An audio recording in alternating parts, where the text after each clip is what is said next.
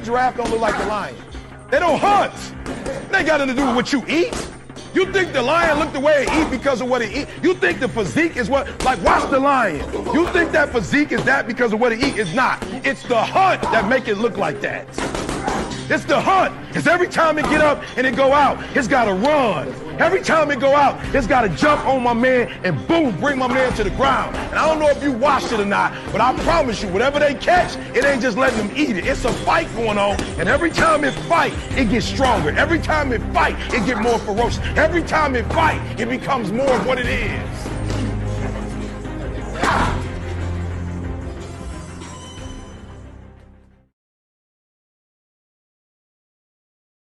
Hey, step inside that booth, get loose, knock out a nigga tooth, man. It is your boy, 503 Line, man. Back at it again. Early morning hunt. Shouts out to the chat, man. Shouts out to the almighty LDBC, man. Lions Den boxing community. We definitely back up in this thing, man. Happy Father's Day to all of the fellas, man. All of the fathers, stepfathers, motherfucking me, big brothers, uncles, big cousins, man. If you play a significant role in a child's life, father figure role, man. If you stepping up when niggas are stepping down, I salute you, man. I salute you. You know what I'm saying?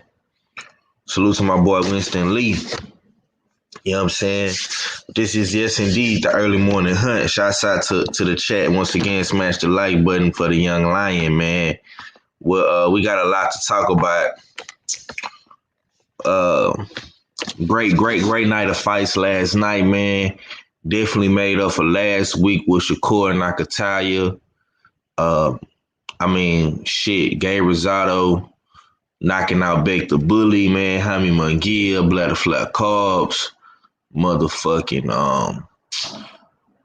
Monster Nue, Charlo. You know what I'm saying? So much to talk about, man.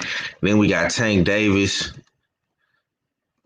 Tank Davis this week, man. Showtime pay-per-view. You dig? I got my brother Money Brown. I see you in the building. Yeah, man. My boy say he big Salute to my boy Phil J508, man. Like I say, man, happy Father's Day to all the fathers, man. I don't give a damn. You ain't have to put one in the chick to be a father, man. You know what I'm saying? If you're an uncle, like I say, your uncle, a big cousin, big brother, you know what I'm saying? Whatever you do, man, if you play a significant role in the kid's life, bro, you know, when niggas step down, you stepped up. I salute you. And you better get something today for Father's Day. I don't give a damn if it's $20 a card, you know what I'm saying? You better get something. Anderson Silva beat Chavez Jr. Yeah, man, I seen that shit too, bro. That's man. The Mexican people ought to disown Chavez Jr. at this point. You know what I'm saying? That shit crazy, bro. I didn't, to be honest with you, I didn't think that fight would get as much attention as it got. But to be honest with you, man, that shit went low key viral. You know what I'm saying?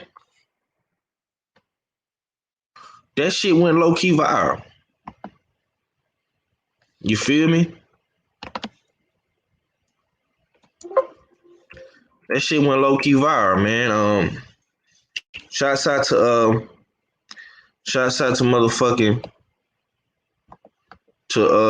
Anderson Silva for winning his first boxing match, bro. Salute to him. You know what I'm saying? Winston Lee say happy Father's Day. Okay, we got us a troll in here. Thank you for the view, troll. But get the stepping. Penguin looking motherfucker. You know what I'm saying? Mr. Penguin. What type of name is that? What type of nigga name they sell Penguin? You want to be a little short? No reach having ass motherfucker. Mr. Penguin. Niggas is weird, bro. You niggas is weird as fuck. Like it's Father's Day, bro. Like you niggas ain't. That's how you know niggas don't got no girl, man. Ain't getting no type of action.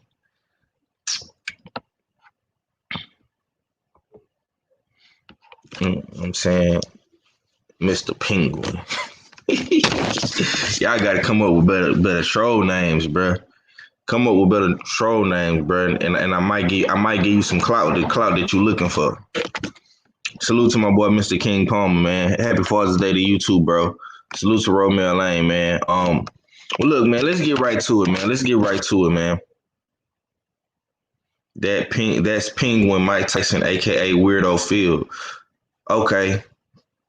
Yeah, see, Mr. Shelton, you well diverse with these trolls, man, because you're a troll killer. But I don't be really paying attention. I don't really be getting a lot of trolls on my live streams. They don't like to pop up in the live streams. They come on the videos and talk killer spicy. You know what I'm saying? But yeah, happy Father's Day to you too, Romeo. Salute to you, man. Happy Father's Day to all of the family, man. Hopefully y'all get some good gifts and shit. But we already know Father's Day ain't never the same as Mother's Day. Niggas go all out for Mother's Day. You know what I'm saying? Father's Day, you know what I'm saying? It's the bare minimum. It's the bare minimum for Father's Day. Unless you got you a good chick, man, that go all out for you. But most of these girls, man, they won't even. They won't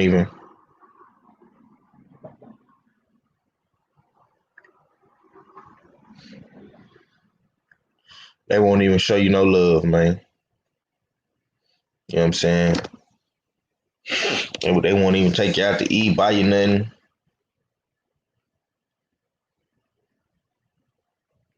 None of this shit, bro. But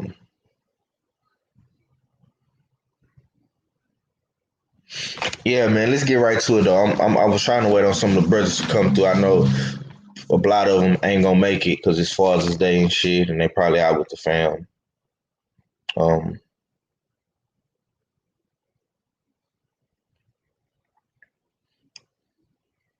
I want to talk about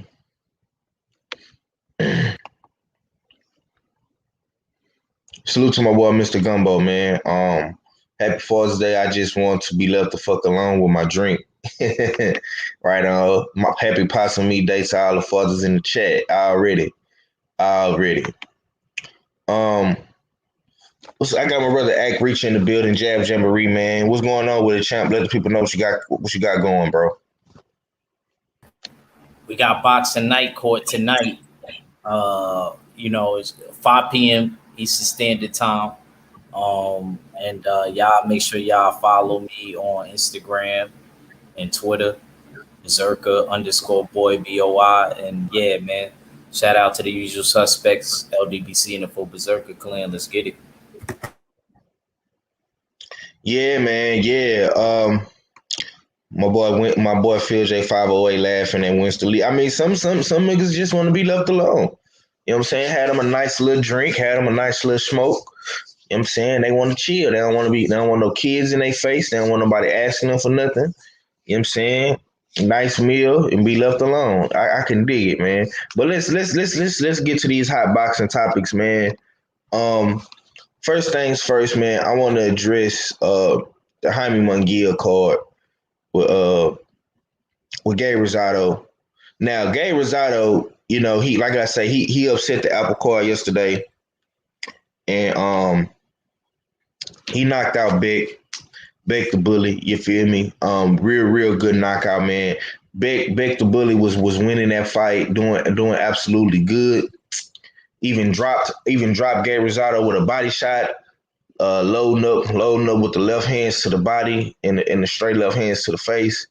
And Gay Rosado came back and caught him with the perfect right hand. You know what I'm saying? Experience is the best teacher. But Gay Rosado, he said something after the fight, man, that kind of makes me wonder, like, well, damn, you trying to do that? Because he called out Jaime Munguia, man. He said he won Jaime Munguia. He said he beat Danny Jacobs. You know what I'm saying? But my thing is with Jaime Munguia, I mean, how much more longer is Golden Boy gonna continue to coddle Jaime Munguia? How long is they gonna do that? Because I'm gonna just keep it G real, bro. That fight was in El Paso. It was a lot of that was a big ass stadium when they was in Don Haskins Center. That was a big stadium. I don't know how many people can fit in that stadium, but that bitch was empty. What is we doing with Jaime Munguia, man? When is we gonna put Jaime Munguia in some real fights? Gabe Rosado fight is cool. You know what I'm saying? But I don't know, man. Um, I'm gonna pass to my brother Ag, bro. What you think about that? With Jaime Munguia, Gabe Rosado, man. When do you think Jaime Munguia will get some big fights with the rest of his peers at 160? And the homie say, "What's the case tonight, family?" He say, "I feel about to win another case." It depends, bro. Our fella lost before, Mr. Gumbo or Chris Jonette, OG. He lost before. Trilla is definitely on the docket. I don't want to give y'all too much because I don't want to influence the jury. A lot of the jury that's in here now is the same jury that be in night court. So I don't want to sway y'all either way, but Trilla is definitely on the docket. So look out for that. Now our fella is on the cases. Mm-hmm. And as far as we talking about what you say, Jaime Munguia. I mean, not Jaime. Well, Jaime Munguia, Gabe Rosado, and Gabe Rosado beating the bully. That was an emphatic knockout by the bully. A lot of people say that fight reminded them of, I forgot what fight they compared that to. But that fight really reminded me more of Dillian White and Alexander Povetkin, the first fight. How Gabe Rosado got knocked down and it almost looked like the bully could have got him out of there. He didn't put the right combinations together and he wasn't really defensively sound like he should have been. And he got clipped with a shot on the chin and with a shot. And he went down face first. That was a bad knockout. Yep. So I got to salute my Philadelphia cousins. They got the win. And they upset the apple cart, just like you said. The only thing that messes me up is Gabe Rosado fluctuating in weights. I know he could deal with the 160 dudes because he fought as high as, I think, 175 or 168 before. So he fluctuate at 160 to 168 mainly. So I think he could deal with it, but I don't know, like, how it's going to be for him to transition right back down like that and lose that muscle, man. I think what helped him is the extra weight. Yeah. I see you in the building, K Blade. I'm gonna say this, man. Salute to my brother, Mr. De Niro, man. Happy Father's Day, man. Yeah, man. The hate is definitely going in, man. But that's all right though. We gonna keep pushing, man. I hate ain't stopping shit, man. You know what I'm saying? Better go to a toilet and flush that shit, man. You know what I'm saying? We ain't worried about no haters over here on this end. You know what I'm saying? We're gonna always get haters, always get trolls. You know what I'm saying? Like I say, they coming. I'm telling you right now. If Tank lose to Barrios, they coming. If Wilder lose again to Fury, they coming. You know what I'm saying? But let Lomachenko lose to Nakatani, it's gonna be mice up in this motherfucker. You ain't gonna hear nothing. You know what I'm saying? But anyways, man, like I say, bro. I ain't gonna front. I want to ask you about that Wilder fight. I wanted to pick your brain about that. Oh yeah, we gonna listen. We gonna talk about that. I like to see into the future, man. You know what I'm saying? We always talking about the up and coming fights on my show, so you know what I'm saying. I know a lot of the brothers like to wait till the fight actually get here and shit like that, but you know me, man. I like to go into the future, man. I like to hop into the DeLorean and ride. You know what I'm saying? I see my brother Bruce Goes in here, man. Salute to Rhode Island, man. Beantown. You know what I'm saying? Salute to Boston, Rhode Island, all of the East Coast. You know what I'm saying? Yeah, man. Salute to Yeah, Bruce Goes, man. Boston and Rhode Island, and the Ocean City and Beantown, man. Salute. Yeah, man. Salute. Bro, every time I hear Bruce Goes talk, man, I think about City on the Hill, listening to them old dudes from Boston talk. You know, I'm from Dorsey. You know what I'm saying? he got the East Coast accent, man. He said catching up on what I missed last night. Chavez and Silva was entertaining as hell. I heard, man. I heard. I didn't get to watch that. Yeah, I heard that. I heard about it. I wasn't listen, man. You know that right there was just too much of a spectacle for me. You know what I'm saying? I'm not even much gonna lie and act like I was gonna be entertained by it. You know what I'm saying? But never judge a book by its cover because shit. From what I heard, niggas said that it was hella entertaining. So it is what it is, man. But listen, man. Gabe Rosado versus Kami Munguia, man. It's a good fight, bro. But I'm gonna keep it real with you, man. I'd rather see Gabe Rosado go after a fucking Benavidez or somebody like that. You know what I'm saying? I don't want to see Gabe Rosado shrink back down to 160. He already looked big at 168 and he up in age. And he done been through a lot of wars. You know what I'm saying? But I mean, I think Is his face cut 503, but other than that, he didn't look old. nah, he didn't look old, but he's still old though, bro. You know what I'm saying? He in his late 30s, something like that. You know what I'm saying? Yeah, he in his late 30s. I think he like 37. Oh yeah, man. See, kid, yeah, Jit old, bro. Like you know what I'm saying? I don't got nothing against the fight, bro. But I'd rather see Jaime Munguia in there with the young Lions, man. I'm tired of Golden Boy coddling him. You know what I'm saying? Like he beat up. Let's not forget, bro. Jaime Munguia, he beat a motherfucking Saddam Ali to get the belt. Then when you got the belt, you didn't unify. You didn't unify with nobody. You didn't do nothing with the belt, but fight but fight these pick'em fights that motherfuckers knew that you was gonna win, bro. Like, what is we talking about? You know what I'm saying? Like, I'm not impressed with Jaime Munguia, man. Don't get me wrong. Like he didn't done some all right shit in his time, but like they get on Charlo and all these other dudes talking about, you know what I'm saying, they cherry picking and this and that, man. But what is Jaime Munguia doing, bro?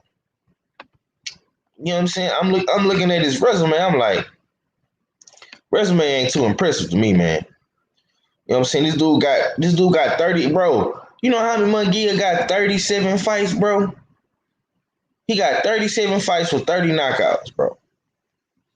You know what I'm saying? He beat Saddam Ali for the belt at 154. After that, he fight Liam Smith. He fight Brandon Cook.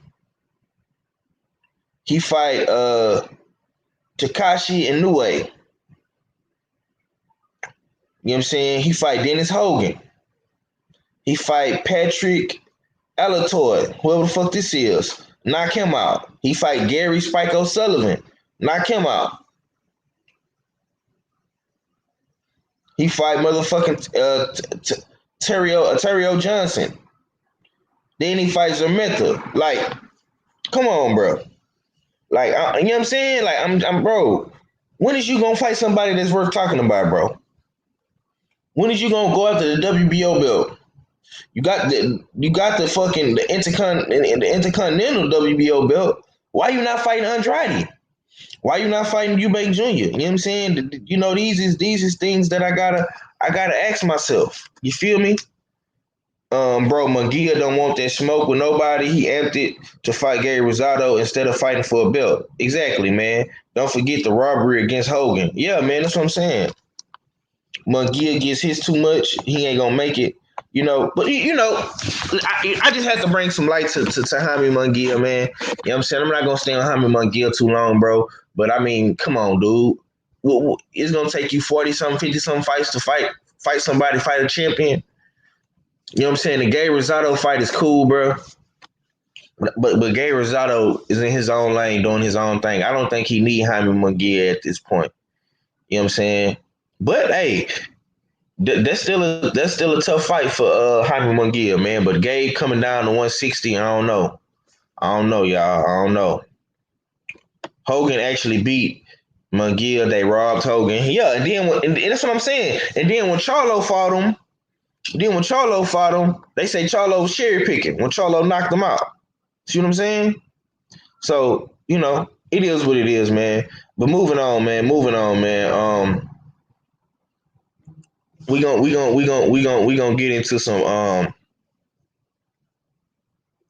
gonna get into some some of this ESPN card, man. I want to talk about salute to Big Texas, Cletus Smith, Austin in the building, my girl Quee in the building. Salute.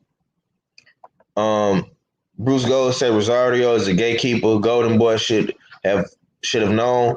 Yeah, man. Yeah, I like Gay Rosado though, man. He a tough fight for anybody. You know what I'm saying? Tough fight for anybody. But I want to talk about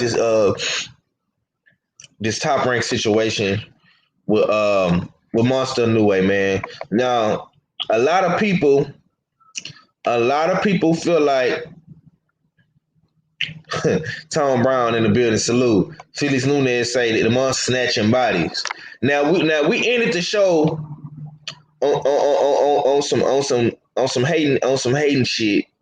You know what I'm saying? My brothers was very, very critical of Monster Inoue. But the Monster Inoue is a killer, man. He's a killer. One way, you ain't gotta like it, but you gonna have to respect it, bro. And he has the respect of his counterparts, of his peers. You look at Nonito Donaire. He's obsessed with being around Monster Inoue. He pulled straight up to Vegas, came to the fight, gave Monster Inoue his props. You know what I'm saying? And I ain't gonna lie, 503. If you lost to somebody, you would be obsessed with them too. Right. I can tell by how you are. Right. And listen, this is what I'm telling you. Niggas think that, and everybody else in the chat. Right. Girl, male or female. Right. And that's what I'm saying. See, people think that Monster Inoue is like Cadillac Red and Rawfella was saying last night. And I remember this vividly. They said he on the top rank died, right? But let's not forget, the man just went through the World Boxing Super Series and broke his orbital bone. That's a very valid point that you was bringing up to them, and they act like they didn't understand that. You know what I'm saying? So Monster Inoue done had... I love Red and Fella, but they would not have fought with a broken orbital bone. Nah. Me, you, and Mac, yeah. But look though, this especially my ass, especially right. Me. And I'll tell y'all that with no problem. I know for a fact I would have did it because I'm just the type of person that's willing to walk into a volcano for what they believe in. That type of shit. Right. But this is what the plot thickens. Niggas say Monster Inoue on the top rank died. My man's went through the World Boxing Super Series and became unified champion, right? This shit that we be asking all these other fighters to do. We ask your favorite fighters to unify the division, go for undisputed, fight all of the champions in his division, right? And 503, let's not forget, most importantly, we ask our fighters not to quit. Been a big thing. It's been a big thing with dudes' eyes being messed up, and they've been quitting on the stool. Yep, that's a fact. And Yeah, But go look ahead. though, this is, and I'm gonna let you cook. This is what Top Rank posted. This is literally 2 hours ago. They say this is what they said. The prey in the monster sight. And they got Casamayor and Donell right underneath the picture. And this is what they say. They say the monster is prepared to go through whoever he needs to in order to get secure his undisputed crown. And the homie Mikey Williams, the photographer, says, "Stay tuned. Top Rank with another undisputed fight on the horizon. Let's go." So niggas act like the monster ain't going for the gusto, bro. And this is Top Rank telling you that, listen, man, we gonna get with PBC and we gonna make these fights, man. They have a lot of money invested in Monster Inoue, bro. Monster Inoue is big money for Bob Arum, bro, because Bob Arum wants to do what? He wants to go international. Soon as Eddie Hearns leaves Sky Sports, what do Bob Arum do? He gets the Sky Sports deal. Why was Bob Arum pushing so hard for Tyson Fury, AJ? Because he wants to go international. Monster Inoue is international. He can fight in America and he can fight in Japan, bro. You know what I'm saying? That's what you have to tell yourself. That's why I always tell y'all, Bob Arum can make these fights with PBC, bro, and all these other promoters, bro. He can do it, bro. He just don't do it for everybody. He do it for the dudes he want to do it for. He gonna do it for Tyson Fury. He gonna do it for Lomachenko. He gonna do it for Monster Inoue, man. I'm telling you this, man. He's gonna do it, bro. He will do it for Valdez. And I think he'll do it for Teofimo Lopez. Now the other black dudes the other fighters like Terrence Wood Crawford and Shakur Stevenson and Jared Anderson and all them other dudes. I don't know, bro. I don't know. What I can tell you that from the way Top Rank promoting Monster Inoue, bro, they want Monster Inoue in those big fights. This is a fact. They wouldn't post this if they didn't believe in Monster Inoue beating the Filipino Bang brothers. You know what I'm saying? They you know what I'm saying? And then on top of that, you got Casamayor and Donera in the fight in August, and that's in 2 more months. You know what I'm saying? And then supposedly the winner supposed to fight Rigan Diaz. Now, do I think the winner gonna fight Rigan Diaz? I don't know. But Ak, I'm gonna pass it to you, man. What's your thoughts, man, on this whole entire situation, bro? How do you feel about all these kings at bantamweight, Monster Inoue, Casamayor, Donell, Rigan Diaz, man? Who do you think? Who do you don't think forget about who my brothers brought up yesterday? Gary Antonio Russell. Man, come on, champ. Like I said, no, because I was tripping yesterday, 503, when I said what I said. So that's why I'm bringing that up for them, for my bros. They said Gary Antonio Russell, so I'm going to put Gary Antonio Russells for my bros because they was on the panel last night with us. Okay. Let me ask you this: you put Gary Antonio Russell in there with Rigan Diaz. Let's just say Gary Antonio. I got Gary Antonio Russell over Rigan Diaz. As much as that breaks my heart. What? Yeah, I do. Damn. Oh man, I can't believe you, bro. Because he's actually a big 118 pounder, and I think that'll help him out a lot against Rigan Diaz. Yeah. Because I noticed at them 118 weight classes, size do matter. Salute to my boy L Dub. I see you in the building. Go ahead, Ak. Give me your thoughts on this whole entire situation, though, man. And also, who gonna be the last man standing at bantamweight, bro? Well, I'm gonna see my brother 503. You know what I mean? He always segues into points. Great, one of the best on YouTube. Shout out to all the usual suspects. We just be clowning around with each other and stuff like that. You know what I mean? I like how we all got differences of opinion and stuff like that. Me personally, I always liked it in Inoue, even in the beginning. I'm gonna try to paint y'all the perfect picture with no paintbrush, real quick. Oh shit! Hey, look, you see what L Dub just said? He say it's Gary Antonio Russell versus Emmanuel Rodriguez on the Donell Casamayor undercard. Wow, and he fighting somebody that my son already scoped out for the IBF belt. Who I fella?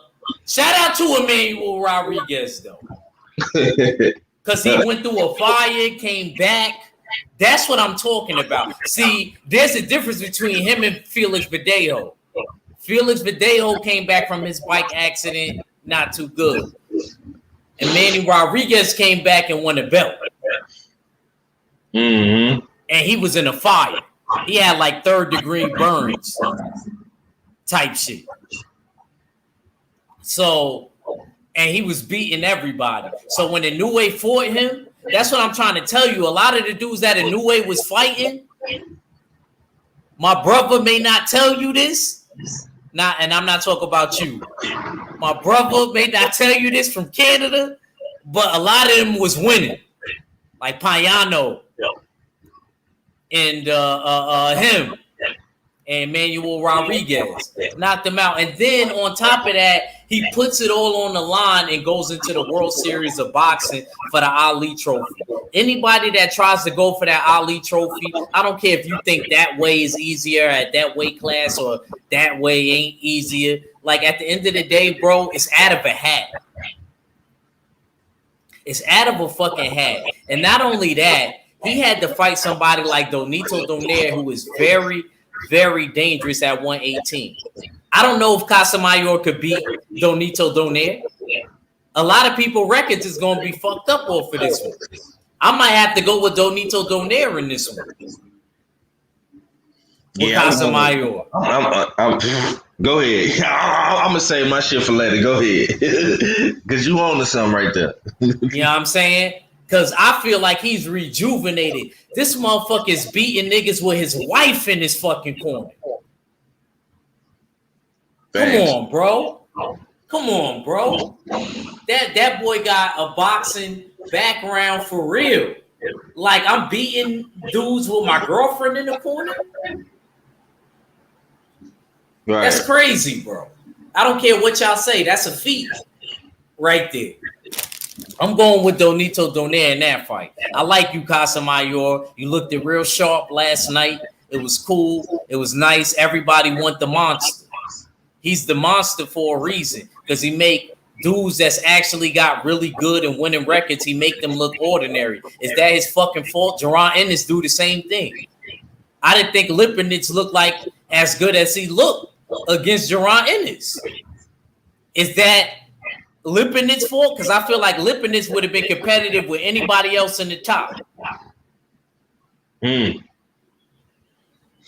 Nah. So we gotta stop. We gotta stop doing that when a motherfucker is talented and he's a second generation. Let me talk about the second generation boxing shit. Even when a nigga is whack, he ain't whack. Look at Juan Montiel.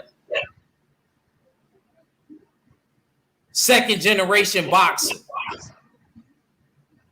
Was in there really competing though. 9th, 8th, 9th, 10th, 11th, and 12th round. Other than that, Charlo dominated him. But we gonna get on that. Mm-hmm. So that shit do make a difference when you've been around boxing. Look at David Benavidez, only 10 amateur fights. But because he was sparring Pacquiao and his dad and his brother is a boxer, all of that shit he just was able to light speed above a lot of niggas. That shit make a difference, bro. Inoue is a second generation boxer. His dad was a boxer. He wasn't good like Inoue is, but he got a lot of knowledge. That nigga been fighting since he was like 8, 6. Talk to him. Tell him. Come on, bro. You thought he was going to go in there and quit with a broken orbital bone? And he's a foreigner. So stop acting like y'all didn't know if he was going to quit or not. That goes for my brothers too. Let's keep it real. Let's keep it real. The motherfucker was seeing double vision. How many of y'all would have still kept fighting? That's what I'm asking. The people that want to criticize and not give him credit for that, how many of y'all would have kept fighting with a broken orbital bone? Yep. Some of y'all would have because of ego, but y'all probably would have got knocked out. Because I believe in boxing, when you ain't doing it for the right reasons, you get knocked out. A lot of y'all wouldn't have took the knockout and y'all would have quit. Y'all would have rather quit than be a highlight reel. Because niggas know when you're going to be a highlight reel because they start standing up and they put their phones up. Yup. That's how they did last night when Charlo was bouncing. I know. Yep. I actually paid attention to that. I was like, all right, so I know when people think that you're getting ready to go or get knocked out, you kind of got to try to keep your focus, of course, on the person you fighting, but you got to look at the crowd real quick and come right back. You know what I mean? So you might not be doing too good. So, nah, I don't think so. He was seeing double vision. His orbital bone was broken. Triple D's orbital bone was broken. Billy Ho Saunders' orbital bone was broken. And they quit. Chinaman, he ain't fear nothing. He said, all right, I'm seeing two Donito Donaires. I'm going to the body. What he say in Rocky 503? He said, I'm seeing three of them. He said, I'm seeing three of them right now. He said, Paulie said, hit the one in the middle. Duke said, that's right. Hit the one in the middle. Goddamn right. Come on, bro. See, that's what I'm saying, man. See, I know a lot of... And you're right. Kell Brook, too. I'm sorry. Kell Brook, too. And I'm not... And like I brought up last night, I take it a little bit further. When Victor Postol, and Victor Postol is a fucking dog. I've been watching him since I was in school. Victor Postol, not Victor Postol, Lucas Matisse, when he versed Victor Postol and he retired. Victor Postol used that jab and broke that fucking orbital bone. And I seen Lucas Matisse didn't look like an animal that I knew him to be no more. That cloak of invincibility got removed. So my whole thing is this with a new way. Even though he got his eye socket broken by a dude that won a belt all the way at 126. My size.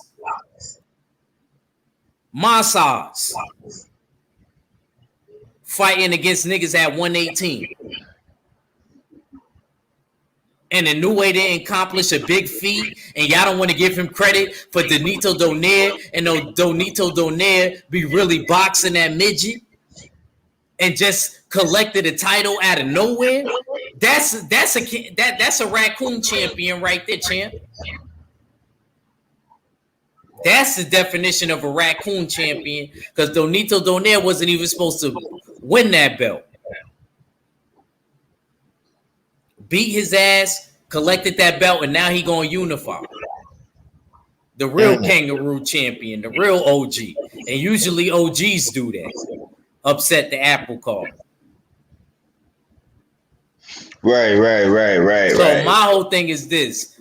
We need to start throwing respect on a Monster Inouye's game. I don't think that he's overhyped. I don't think they nearly as hyping dudes as they used to do on HBO. Go back and watch the HBO footage. Jaime Munguia even made it a little bit to the HBO era.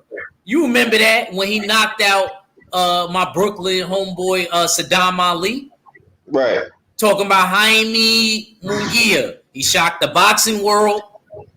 They was playing that commercial over and over and over again. They was doing the same thing for all them other dudes.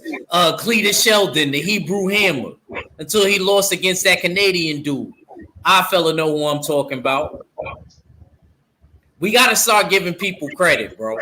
My bro went through the Gavilan, the World Boxing Series, didn't know who he was going to fight, was supposed to fight Tete. Tete supposedly got injured. I think he was scared. Then Tete fought a little bit after that and got knocked out by Casamayor, which I'm glad. Stop playing with my son. He would have knocked that nigga out too.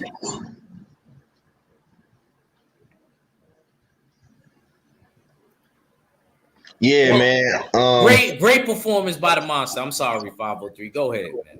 Nah, you good, champ. You good, man. I told you I'm a floor giver, nigga. I'm an alley oop kid, bro. I ain't, you know what I'm saying? I'm not tripping. You know what I'm saying? It's all love, man. Listen, man. Listen. That's just some facts, bro. I think niggas don't respect Monster Inoue because he's foreign. He fights at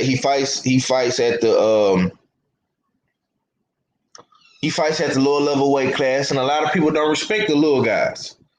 You know what I'm saying? But this dude, man, I'm not gonna lie, bro.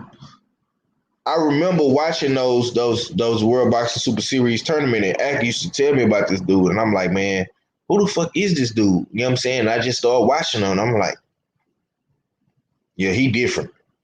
You just know, like when you see certain dudes come up in boxing, and you know you see them right before they about to become a champion, and you just see the skill set, the mentality, the execution is different.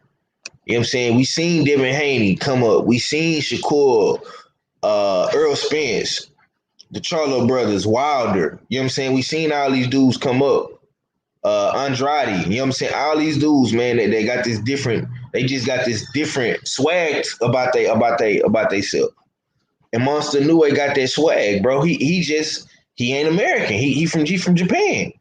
You know what I'm saying? And the motherfucker got death magic in both his hands, bro. He can hit you with any punch. And that's what's so special about Monster Inoue.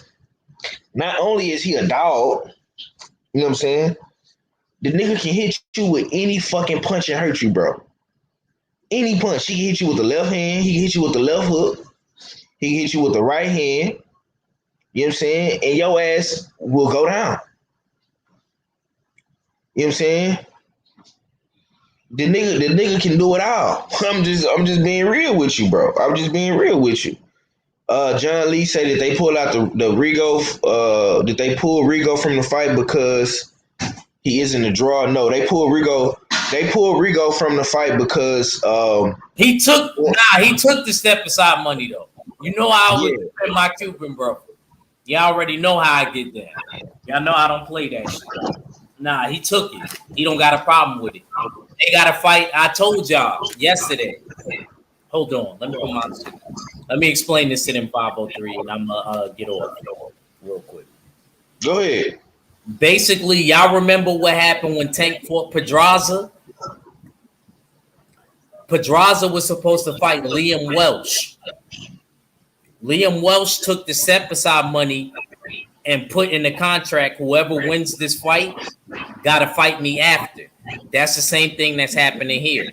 That's why it's going to be put on hold, and you can't knock Inoue if he take another fight in between because he got to wait for the winner of Benito Donaire and Casamayor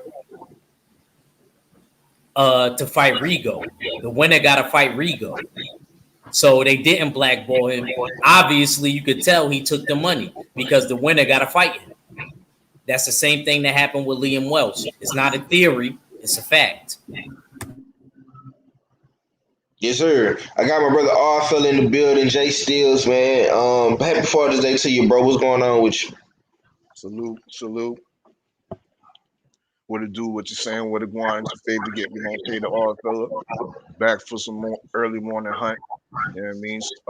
Happy Father's Day to you, 503 Lions, and all the other fathers out there in the LDBC and whatnot listening in.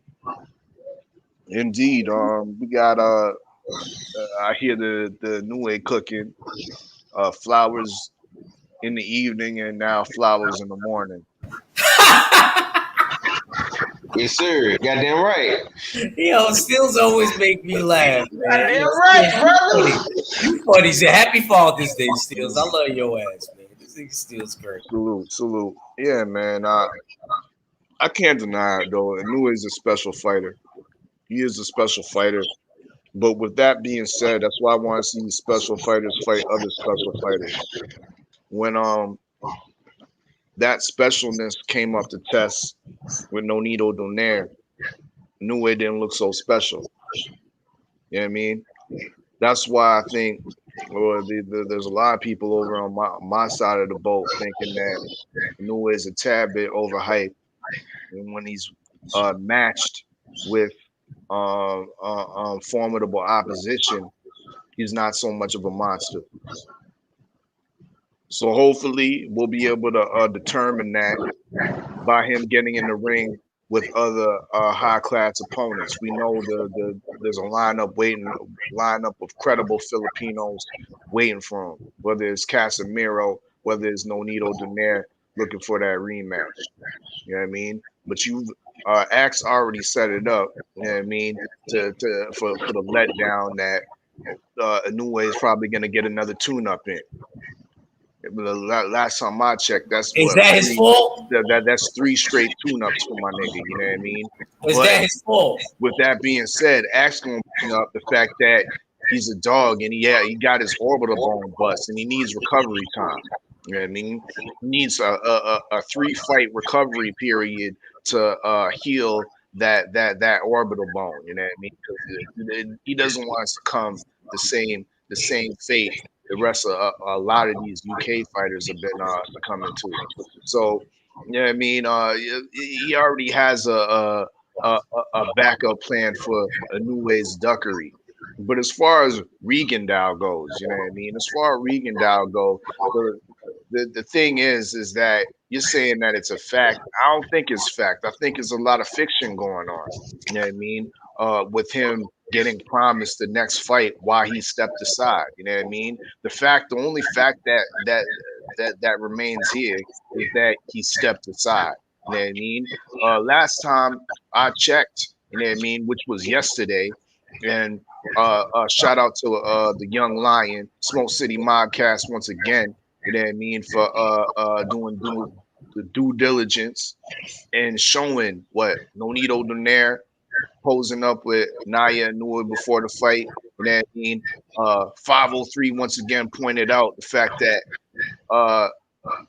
Casemiro was in the crowd. You know what I mean?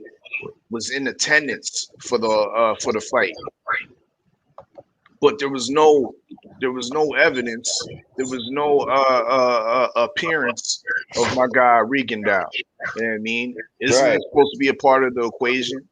Right. Shouldn't they fly him out? You know what I mean? So the fight fans can be able to see his face too, make him a visible character within this whole formula of things. No, he was left out. You know what I mean? Which leads me to believe Regendow willfully take that step aside money and willfully doesn't mind being frozen out of some of the biggest fights in his own division. Okay.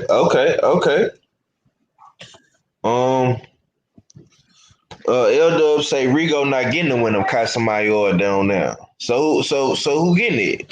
Is that fight going straight to the monster? Is we not gonna mess around? I mean, is they gonna ice Rigo out? I mean, what's going on? Bob not messing with Regan Dial? Okay.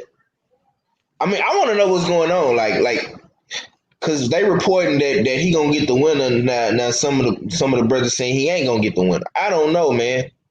You know what I'm saying? You know what I'm saying? Do I think it's fucked up? Yeah, it is fucked up. Do I want to see Regan Dial in the mix? I do. I really do. You know what I'm saying? Because I feel like this is Rigo's chance to become a real champion. You know what I'm saying? And this is his regular weight class at 118. And all these good fighters is at this weight class from Casamayor to the Monster Inoue. to Donaire, even though you already beat Donaire. I think, you know what I'm saying? If Monster Inoue can do it again, I think Regan Diar can do it too. You know what I'm saying? I just think he's that good. But we shall see. We shall see, man. I want to get into something else because we've been talking about this 118 saga for quite some time, man. But we gonna see how everything pan out when these guys align with each other. You know what I'm saying? First things first, we got to see Casamayor and Donaire in the ring for unification. That's first things first, man. And I'm pretty sure Monster Inoue will be right there watching. If he's not in Japan, he'll be right there watching. So we gonna see how all this turn out. Let's transition. Let's transition. Oh, let me read this right quick. We're gonna transition to something else. A lot of people forget this. Drew Rigo turned down the World Boxing Super Series tournament at 118 due to the doctor's orders. Then a year later, after the tournament is over, he moved down to 118. Damn, L Dub. Mm. Damn, L Dub. Don't make me bring Rigo to court. Because you know I'm calling you. I'm calling you as an expert witness, my nigga. No, the fuck y'all not. No, the fuck y'all not. Damn. We have aboard a Cuban in night court. Well, this might be the first time. We might have to. Y'all be ready to serve everybody else up on the platter. Fact. Why not put Rick and y'all on the platter? Cuban out here acting reckless out here in these boxing streets. You don't want to do nothing about it. Y'all didn't put both my Houston brothers on trial. You know what I'm saying? We didn't put T.O. on trial, Eddie Hearn, all the sanctioning bodies. Why not? 503 is like you put the Charlos on trial. Shit, it's up in the air. Yeah, anybody can get it at this point. Shit, you know what I'm saying? I'm just saying though. Yeah, but a lot of people have, and that, you know what? That's funny because now that X say that, I have not seen that one Cuban on night court. That's funny. Everybody else then came to night court but a Cubano, man. What's going on? He can't be doing that. Can't be showing partiality, champ. You saying? We love you, but goddamn. But quickly say happy Father's Day, fellas, man. Appreciate you. Quickly appreciate you, man. Yeah, once again, man, happy Father's Day to all of the family out there. You know what I'm saying? All the fathers, man, whether you're stepdad, uncle, you know what I'm saying, big cousin, big brother, man. If you play a significant role in the child's life, man, salute to you. If you stepped up while these other boys stepped down, man, you know what I'm saying, salute to you, man. Salute. But yeah, let's transition, man. I want to talk about this Charlo fight. Now Charlo's getting heavily criticized, which I knew was gonna come if he didn't knock this dude out. But David Benavidez, you know, him and David Benavidez, they had this whole thing and shit like that. And this is what David Benavidez had to say on Instagram last night. He said, I stopped, do what I promised. He said that's why he ain't want to fight me for this fight. At Future Boxing, you know where I'm at. Let's make this shit happen next. Once again, David Benavidez is using Charlo name to get himself popping. Because let's be honest, ain't nobody talking about you versus Uskatagi. Let's just be real. He also says, y'all get mad when the top guys don't fight each other, but when guys like me call champions out, y'all still get mad and call me a hater, laughing my ass out. Who understands y'all really? Okay, he also said on his caption, some people are never satisfied, LOL. People can say whatever they want about me, but at the end of the day, I'm still two-time WBC world champion. I'm 24-0 with 21 KOs, and I always put on a great show with whoever I go up against. You know it's going to be action-packed fights, so do y'all want to see the best fight the best, or do y'all want to keep complaining? Now, I do agree with him on that. You know what I'm saying? But Charlo already, this is my thing. with David Benavidez. Charlo already told you what you had to do, homie. He said he'll fight you. He said if you come down to 160, you can fight for a title. Charlo is not in a position of a Canelo where he can just drop the titles and move on and be guaranteed another title shot. He's not in that position. That's why he doesn't want to give up his leverage as a champion. He told you, him and Ronnie Shields told you what to do. Come down to 160, and they'll make the fight. And then you can rehydrate back up to whatever you're gonna rehydrate up to. 168, 170, you know what I'm saying? Whatever, however big you're gonna be. I know you're a pretty big dude, you know what I'm saying? But my thing is this. I do want to see this fight. I'm not gonna lie to you. But if you're not gonna come down to 160, bro, what is we talking about? What is we talking about, man? Because you doing the same thing over and over, bro, and it's getting kind of repetitive and old. You did the same thing versus Ronald Ellis. You used Charlo name throughout the whole entire buildup of the fight. Now you're doing the same exact thing versus Uskatagi, bro. You already got a fight coming up, man. Why is you steady bringing up Charlo name, bro, if you know you're not finna fight this dude, if you know you're not finna go to 160? Why do Charlo have to move up to 168, bro, and you don't even got the belt, bro? Canelo got your belt. Canelo took your belt because you couldn't make weight. You couldn't stay disciplined. You got to ask yourself this. Would Canelo have fought you if you didn't lose your belt on the scales? But he don't want to fight no more Mexicans though, right? Yeah, okay. You know what I'm saying? So, yeah, man, Charlo had a real action-packed fight with Juan Montiel. It was a little tough at the end, man. Charlo took a lot of unnecessary punishment. This is the first time I seen Charlo cut. And I'm gonna just keep it real too, man. That was Charlo, the first time I seen him hurt. Yeah, me too, man. I'm gonna keep it real, man. Charlo, bro, you got to get back in the lab, homie. All them trips, I'm not gonna lie to you. You got to get back in the lab and you got to stay active. All them trips you taking, going to Mexico, going here, going there, going to these islands, going out with your boys, making soul. Yeah, getting on these flights. I know you're a millionaire. You got the big boy mansion. You got the Bentleys. You got, you know what I'm saying? Your family is taken care of. You already set, bro. But listen, man. You got niggas like Benavidez and Montiel, these young warriors, bro. They want to take your head off, bro. And Montiel didn't come in there to play with you, bro. Now the old Charlo I knew would have knocked Montiel out in 7 rounds or 6 rounds at best, bro. I mean, is this lion still hungry, or is this lion belly full? Like, I'm just keeping it real, bro. You know what I'm saying? And like I said last night on my live stream, Earl Spence, Jermell Charlo, take this as a lesson, man. Y'all niggas need to be in the gym today. Earl Spence needs to be at Blu-ray House today. Jermell Charlo, you need to be in the gym today. You know what I'm saying? You should be working out right now as we speak, bro. You can't go in there and play with these dudes. Y'all got some big fights ahead of y'all. Let Big Charlo be an example for everybody. Don't play with your food out here, man. Because a lot of times, man, these dudes is not coming to lay down, bro. They coming to win. Castanos is not coming to lay down against you, Mel. He coming to win. Pacquiao, and we're going to get into that Pacquiao shit, too. Pacquiao ain't coming to lay down. Pacquiao is a young boy killer, EJ. He's a young boy killer. You seen what he did to Thurman. You seen what he did to AB. You know what I'm saying?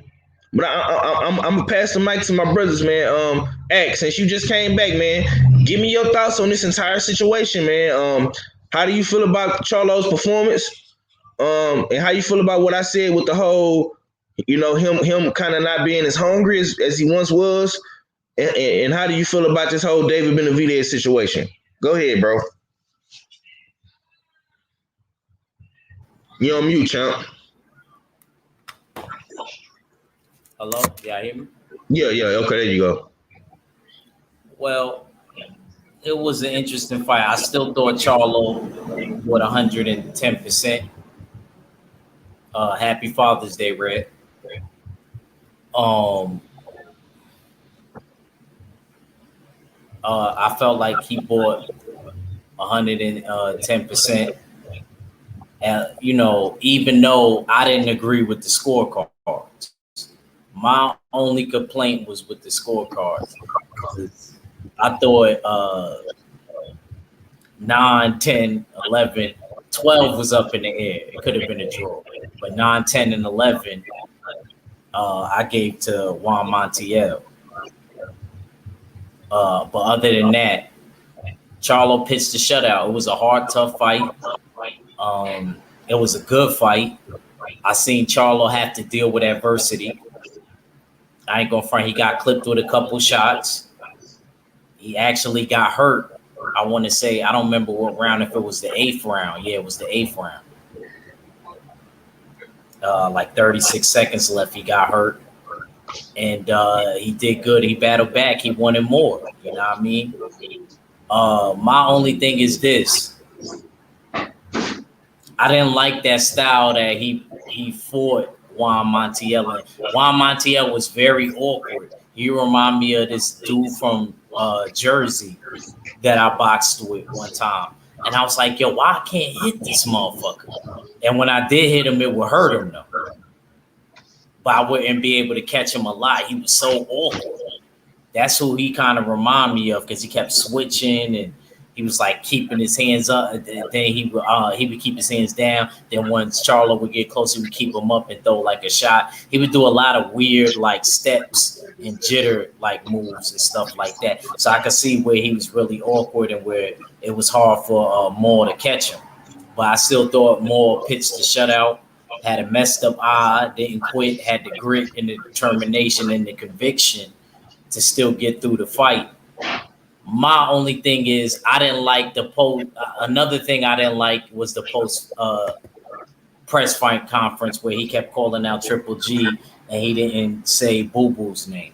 I was a little disappointed at that. You should have said Murata, Boo.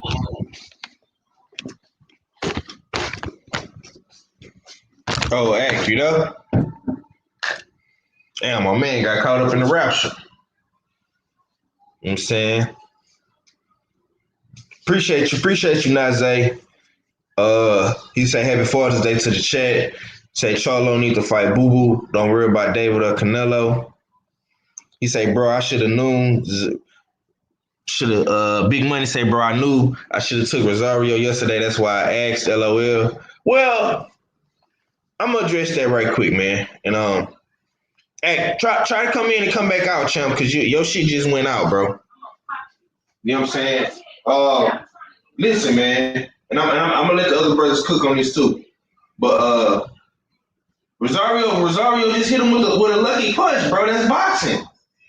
You know what I'm saying? The shit happens, man. You know what I'm saying? I ain't gonna lie to you, bro. I didn't see that one coming, man. But you know, Rosario did what he had to do, man. But let's not act like Beck the Bully wasn't whooping his ass before he got knocked out. That's why I want to see a rematch. You know what I'm saying? Let Beck get his one back. You know what I'm saying? I could, but I was just saying I wasn't gonna say too long. It was a hard, tough fight. I seen his shorty. She looked a little scared or whatever, but Charlo got through it and he won, man. That's all I got on that. Yeah. Okay. My brother Cadillac Red, aka Supreme Beast Boxing Talk, just slid up on us, man. I had him. I pulled the you on you. Yeah. Backstage for a little minute. She ain't like that boy. Yes, said me. Now you know how I feel. I was thinking that. You know what I'm saying? But I mean, keep it real. That wasn't you seeing, you know, so it wasn't a flag on the play. I was screen sharing David Benavidez post. You know what I'm saying? I didn't see you backstage and didn't nobody tell me you was backstage, you know what I'm saying? But my bad, man, my bad, family. I'm actually it's all good. I've done it enough. Yeah. Oh, you have more than enough. You know what I'm saying? But anyway.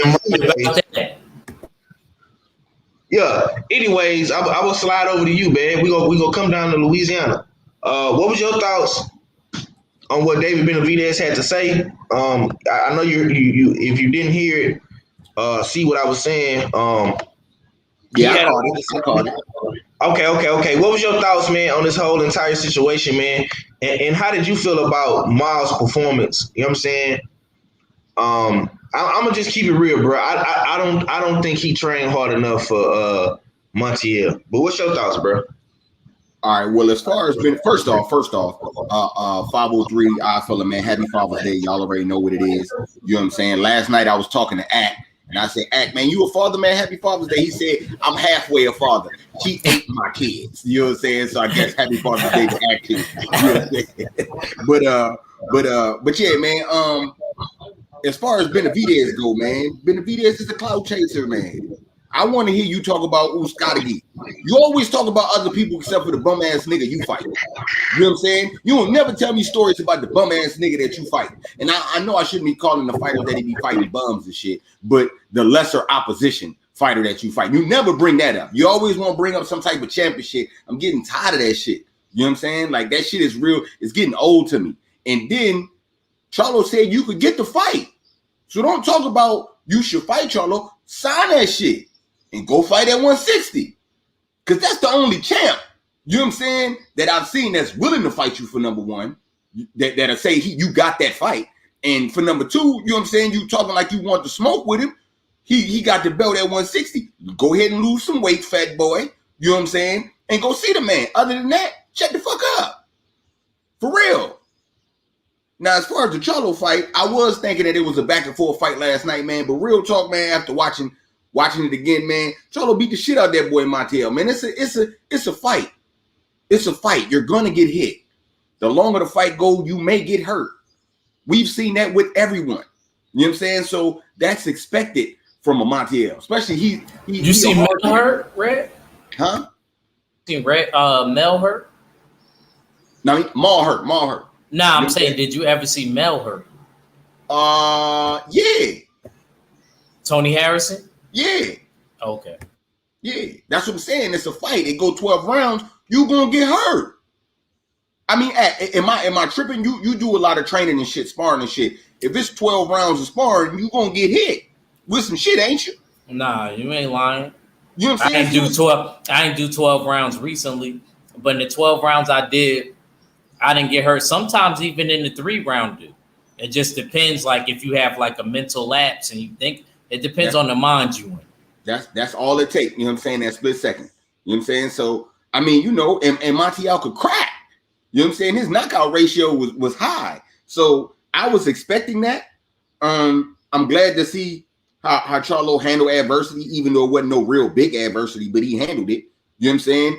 And I agree with 503, man. He was been real lackadaisical in the gym. All these selfies on yachts and shit. You know what I'm saying? You need to have a gym on the yacht, motherfucker. That's what you need to be doing. For real, if you want to be out here traveling the world, you need to be working out while you traveling.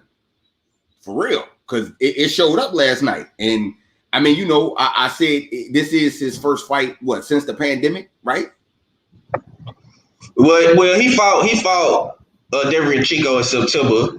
That's what I'm saying, bro. That be my problem with PBC. All these layoffs. That's why Jerry Hearn looked the way he looked it. You feel me?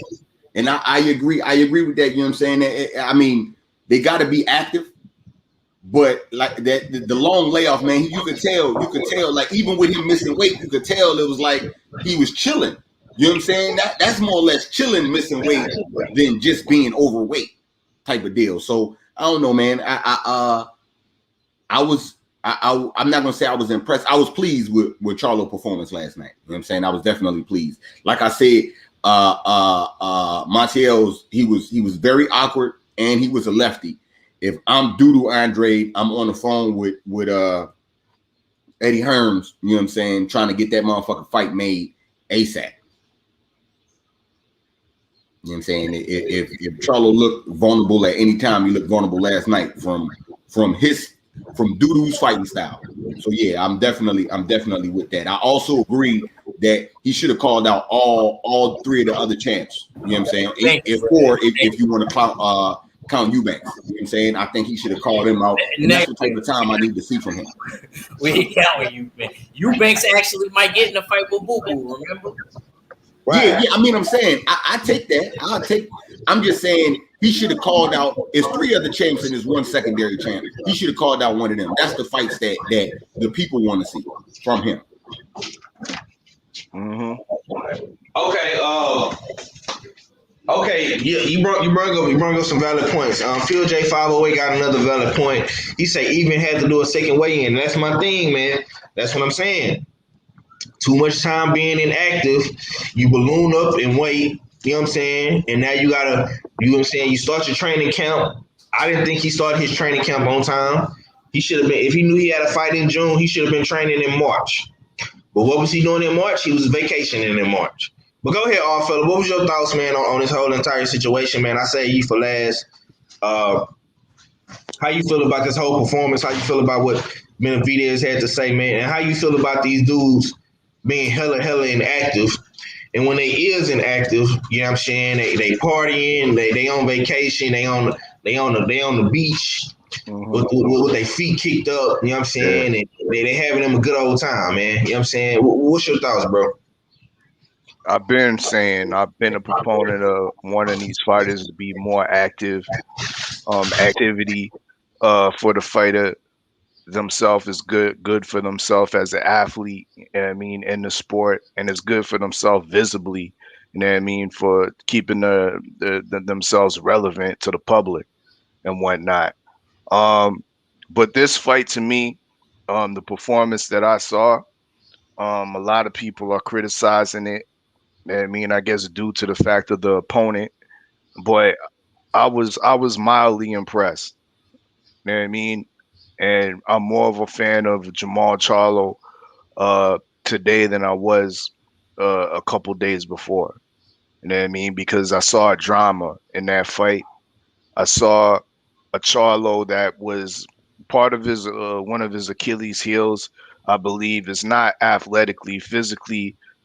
Jamal Charlo is gifted, but mentally, uh, sometimes he could be a narcissistic, a narcissistic type of person, where he might overly underestimate his opponent, and he definitely did that last night, overly underestimating Juan Montiel as being a legitimate contender.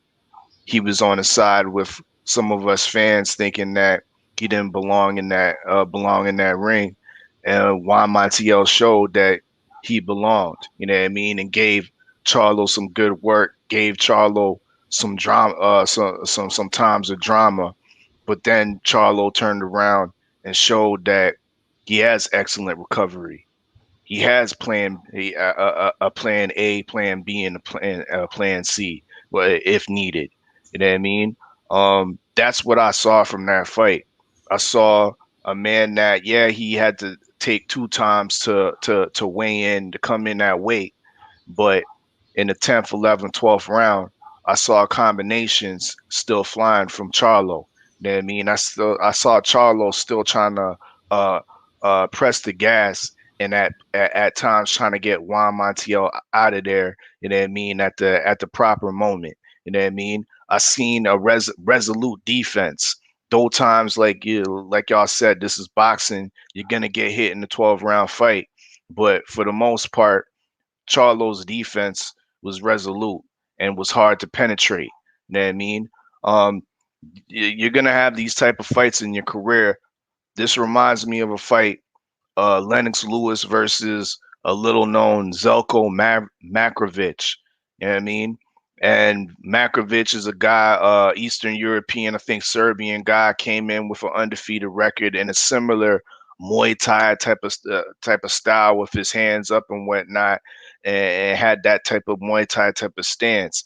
And Lennox Lewis had problems trying to get this guy out of there. You know what I mean? He didn't end up getting him out of there. It went to decision. You know what I mean? But it turned out to be an intriguing fight because Zelko Magovic was able to survive and occasionally be able to land a punch here or there or whatnot. So you're gonna come across these opponents that you can't, you know what I mean? You might not have the right angle or the right whatever the right angle to get them out of there with, you know what I mean? So I'm not gonna criticize Maul too much or criticize Maul at all for not getting Juan Montiel out of there. This guy came I have to credit Montiel for coming to fight, coming to win, being a game opponent, and not just being the guy to lay down. You put him in there. Don't like the triangle theories, but if you put him in there with Boo Boo Andrade and Liam Smith wasn't the opponent, I have Juan Montiel giving Boo Boo Andrade a hell of a fight. You know what I mean? In fact, that night, uh, Who you Mar- got winning? Liam Williams or Juan Montiel? from if I'm saying what I saw from Boo Boo Andrade in that Liam Williams fight, and you take that and put them against what we saw from Juan Montiel in the Charlo fight last night, Montiel comes up with the stoppage in the end. You know what I mean? Thank you. He comes up with the stoppage in the end. That's the way. Y'all say That's Montiel how I beat see Dudu. it. No, No, he's saying no. I asked him. You got to hear the criteria. I said it last in. opponent. Oh, yeah, that's why I said I wanted to make sure I heard it I right. was asking about Dudu's last opponent, and I said because a lot of people were saying Liam Williams was better than Juan Montiel, but I said after that last night, and I argued with somebody the last night. I'm not going to say who, and they said they feel like Liam Williams would beat Juan Montiel, but I'm glad our fella just said that. What I seen too, I feel like Juan Montiel, he's really a dog, and he's really doing it for his legacy. Like, he's not playing with this shit. He was about to cry. I don't know if he could beat Liam Williams though. You don't think what? You got Liam Williams too? It is what it is, but I think Montiel would give, you know what I mean, a lot of problems to Boo Boo Andrade. But with that being said, I think Benavidez to close it off with 503's last question. I think Benavidez does have a point. You know what I mean? Because what Montiel was able to accomplish last night against Charlo, I think Benavidez would be able to do that times 3. That's my take. Okay. Well, I'm about to rewatch this fight, man, as we continue to cook, man. And I'm gonna see if I missed anything. You know what I'm saying? But we gonna keep it pushing, man. That, me, I'm real high. I'm highly critical of my H-Town Texas brothers. I'm gonna be real critical of them. EJ too. You know what I'm saying? EJ too. EJ. You know what I'm saying? You say you gonna retire Pacquiao, bro. You better retire. Jamel, you know what I'm saying? I'm gonna be in San Antonio. I'm gonna be at the fight. I'm gonna be ringside watching this, man.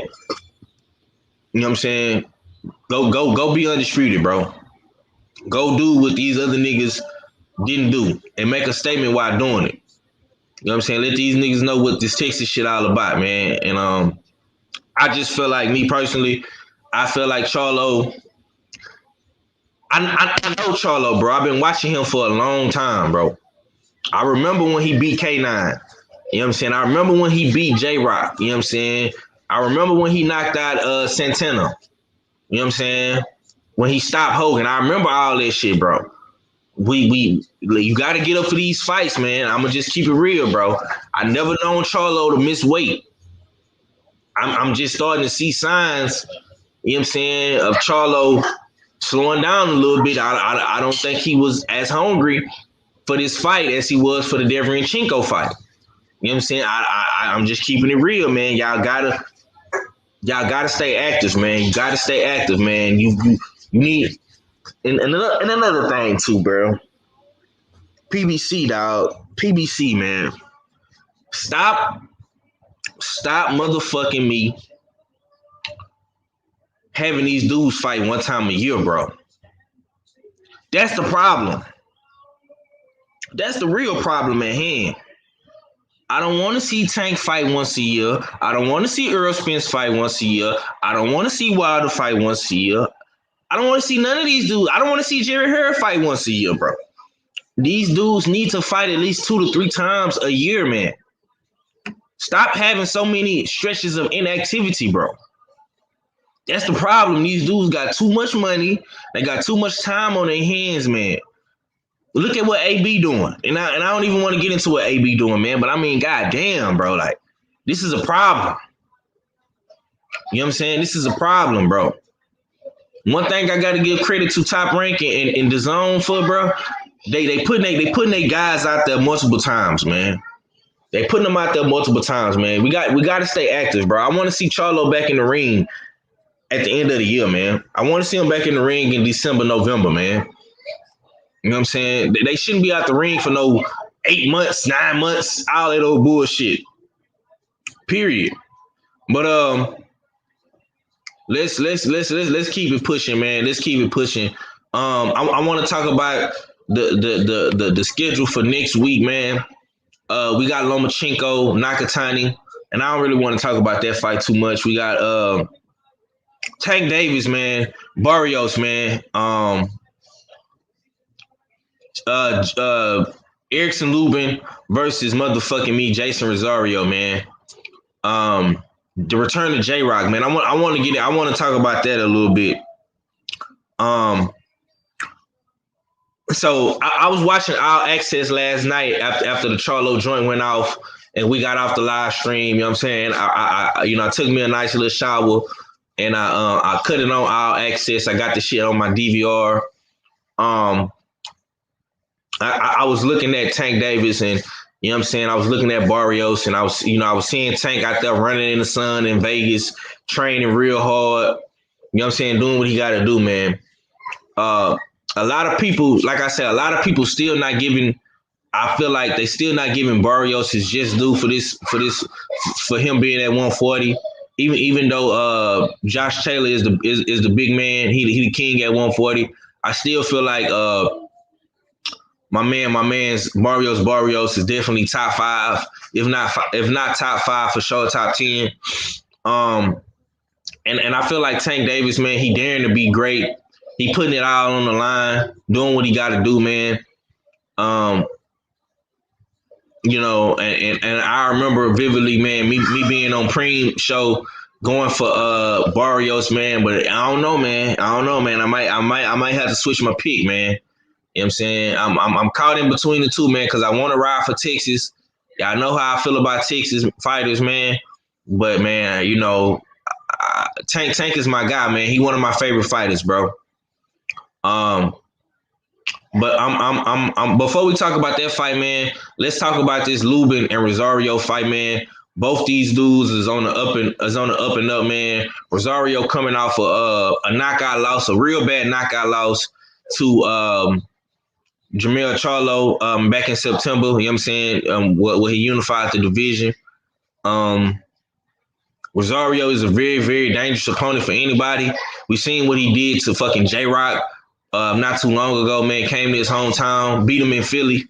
You know what I'm saying? In front of all his people. You know what I'm saying? In front of all the Philly people like Gilly and them and Cool Boy stuff. I remember that vividly, man. This is a good fight, man.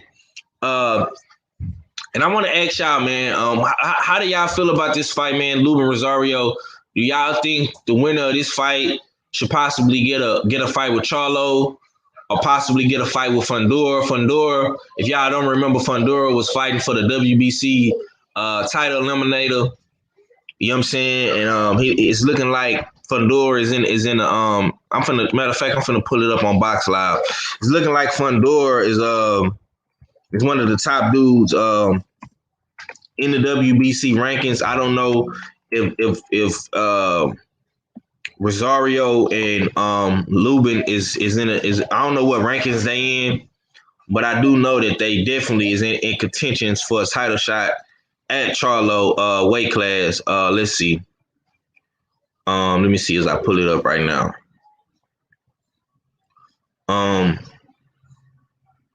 Okay, damn. I don't even see Fundora ranked in this motherfucker. Let me see. Oh, yes, I do. Yes, I do. Okay, so Lubin Lubin is number one.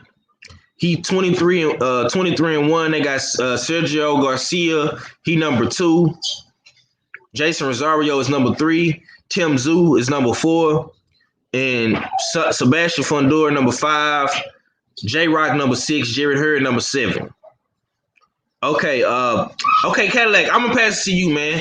How you feel about this Jason Rosario Lubin fight, man? This is a 50-50 pick'ems fight. I know ain't nothing official till we make our picks on bullshit on the Beltway next Friday. But out of all these guys, man, out of Fundora, J Rock, Hurd, Rosario, Tim Tszyu, Lubin is number 1, as a matter of fact. Who should get Charlo next, man? If you know what I'm saying, if Lubin beat Rosario beat Lubin, man, who should be the one to get a shot at Charlo? Or Brian Casano, if he beat Charlo.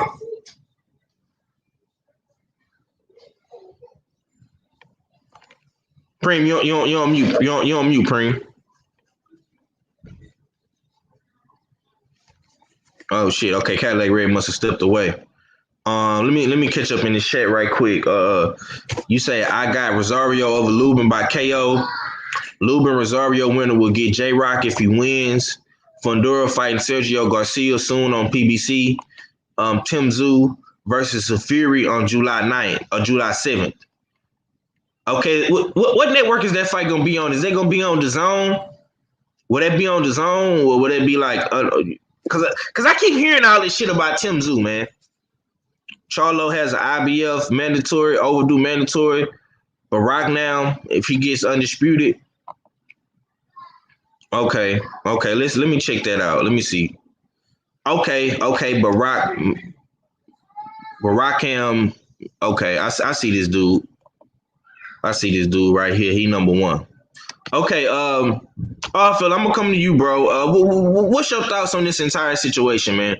Who should get Charlo next, man? Is it looking like he got an IBF mandatory?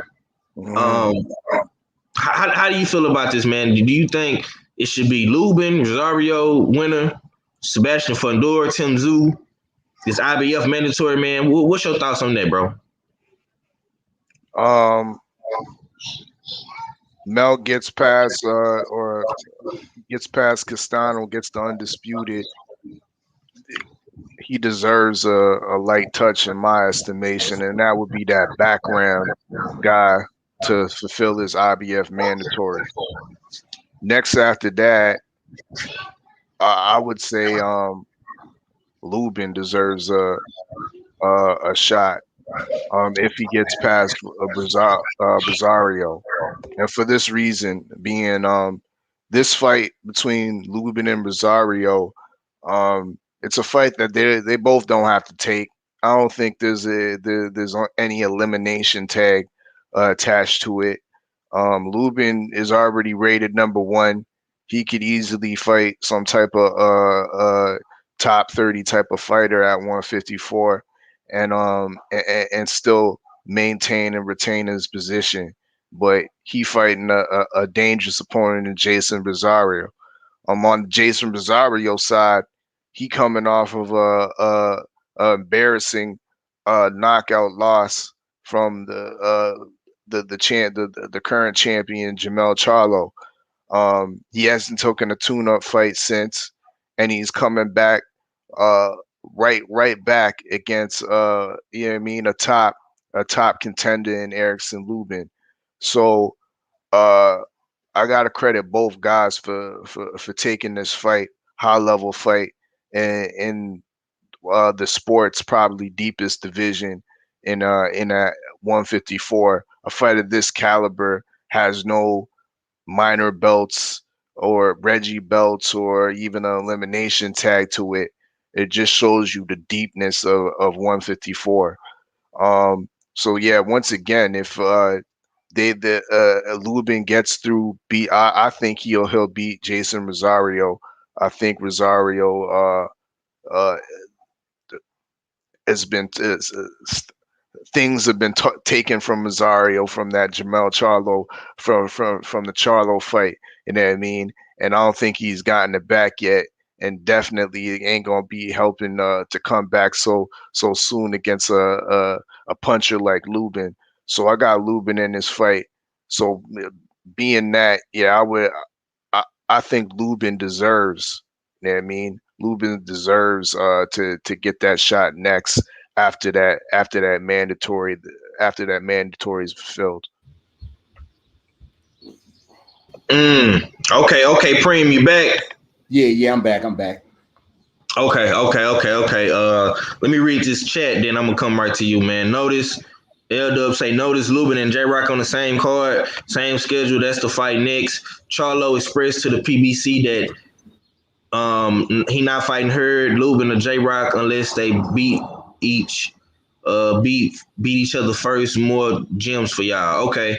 What's your thoughts on this entire situation, man? Who you want to see Charlo fight next, man? If he get past Castano, man, we got Lubin and Rosario, man. Lubin is already number one in the WBC. You know what I'm saying? I know you want your boy Jared Hurd to climb back up the charts. You know what I'm saying? And we still want to see that fight, of course.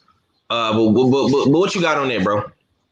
I mean, Charlo got his mandatory. To me, honestly, man, Charlo, if he win this fight, you know what I'm saying, against Castano, he the king of the division. That nigga could do what he want, bro. And I can't. There's nothing bad I could say about any of that shit. He can fight his mandatory. He could move up.